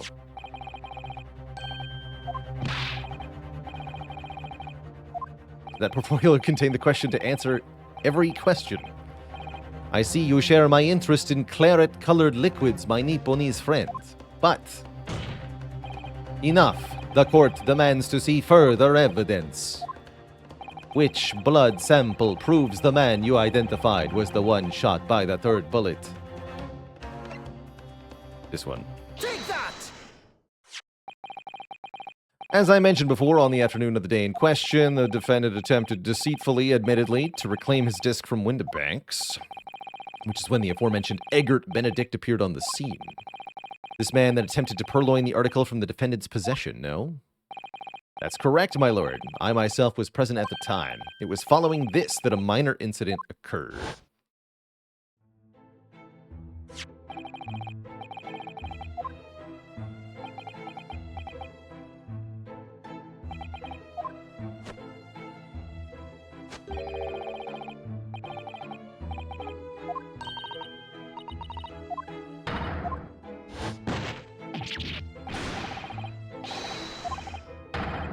You've drawn blood, you filthy animal. That's what he said. Being a music box disc, it has countless small but sharp metal protrusions. And that's the blood.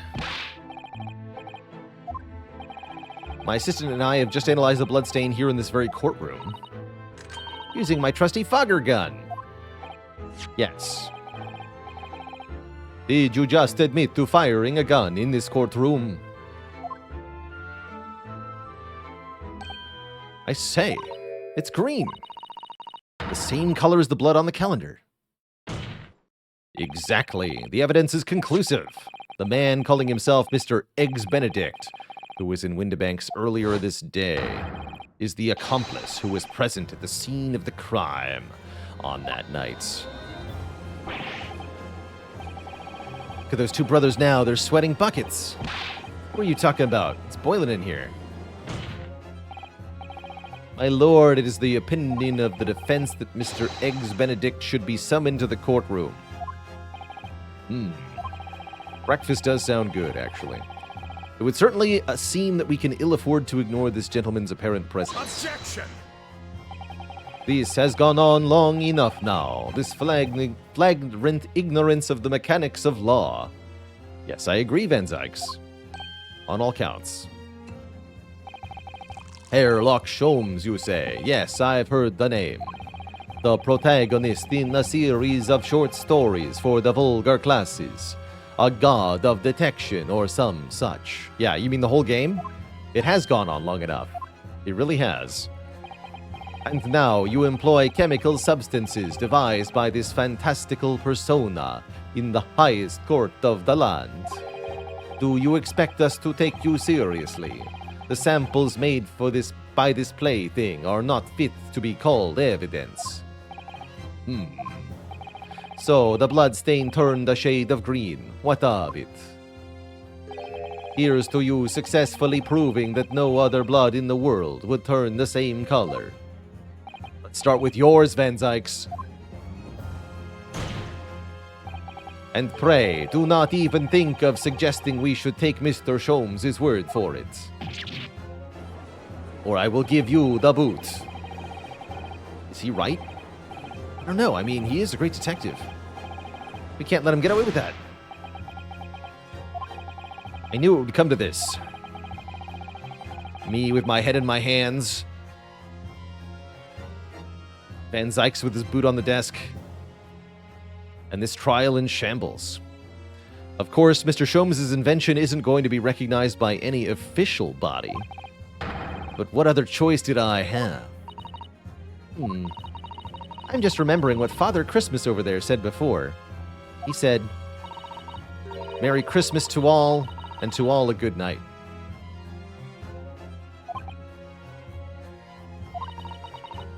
In other words, the examination isn't over yet.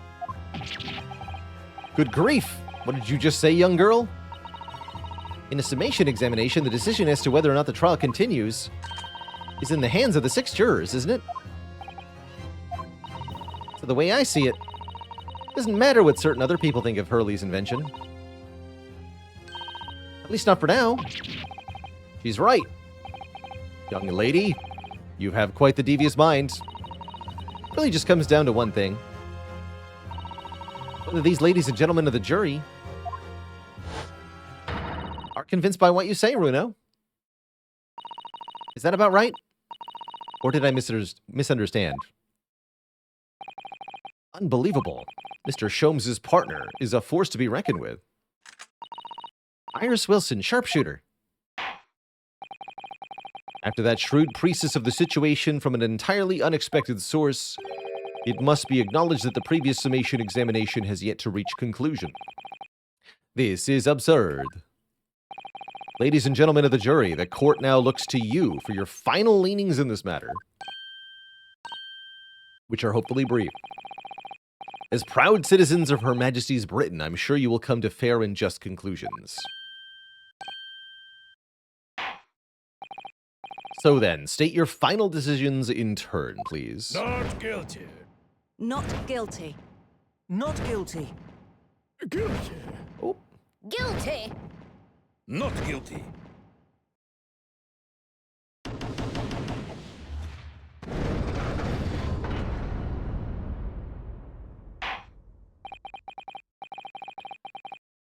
well, that sounds like we're not going to end the trial yet. Objection! My lord, with all due respect, this is an outrage. The prosecution refuses to accept this decision. On what grounds? If these jurors are persuaded by some half-baked concoction devised by a pretender to real police work, then they are too ignorant to be trusted with the judgment of anyone's guilt. I'm sorry, Lord Van Zykes, but everyone in Britain is ignorant. This trial will continue.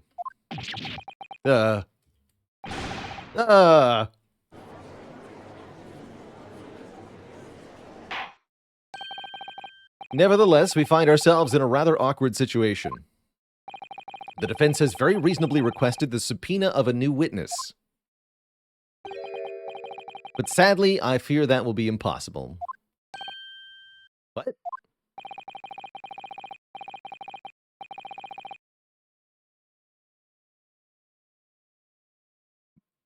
It's almost like juries are a bad idea in general. Yes, we should leave the decision of who's innocent and who's guilty up to the God computer. It will calculate everything for us. The name the gentleman gave for himself, Eggert Benedict, also clearly false. No one would have such a ridiculous name.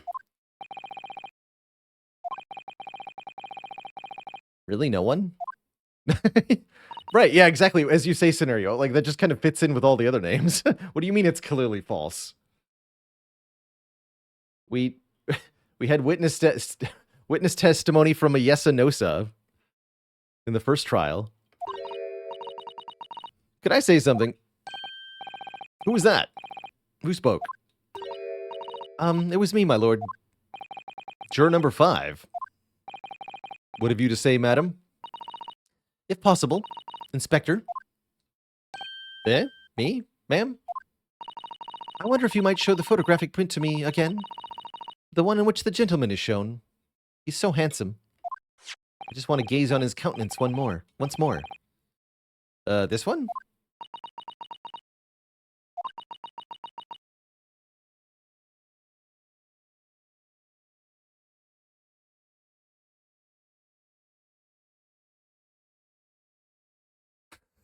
Those are some terrible names scenario.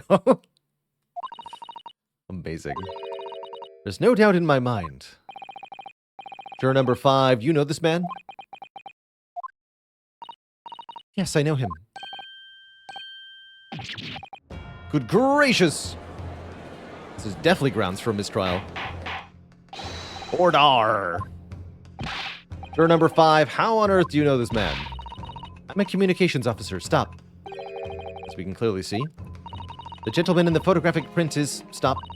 Also a communications officer. Stop. He works in my office. Stop. Look at her eyes. She is starstruck. A very talented operator, in fact. Stop. He's listening to me right now. Stop.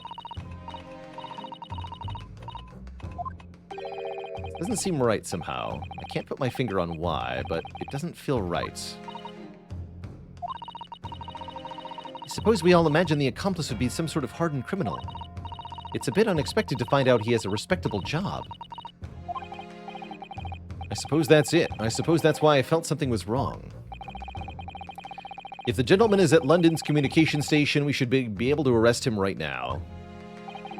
Lord Van Zykes, if you please. Yes, my lord. Make the necessary arrangements with all haste. As your lordship bids.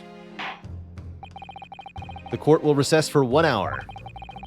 When the new witness arrives, we will reconvene to hear the gentleman's testimony. Inspector Gregson. Yes, my lord? Bring me some chips. Also, tell me about the pawnbrokery. Come to my chambers. Yes, sir, my lord. Very well. Court is adjourned until 1:40 p.m.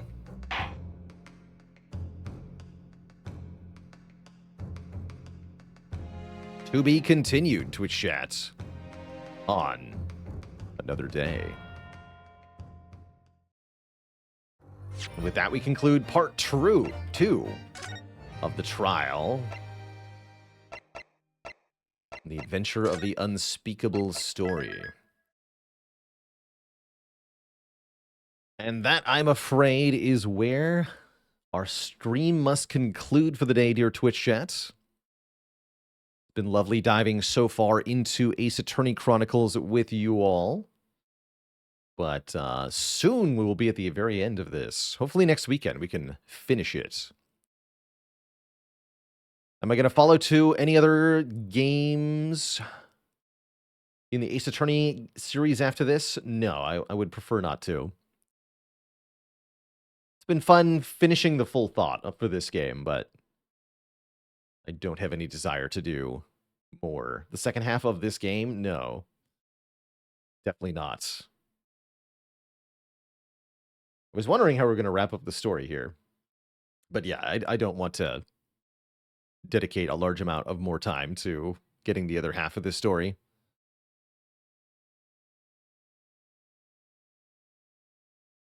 It has gone on, as they said, long enough. No, thank you. No, thank you.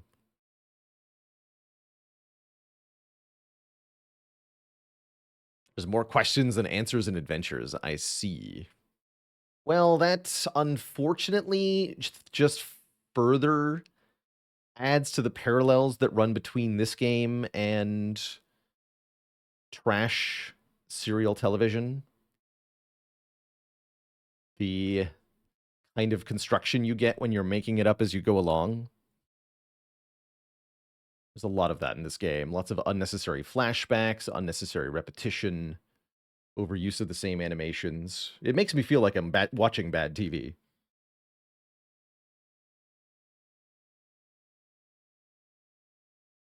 Anyhow, That's the end of our show here, Twitch chat. We'll be back at it next week with some more of The Watcher in the Spire. There will be more Factorio next week. I realized I didn't end up streaming any this week.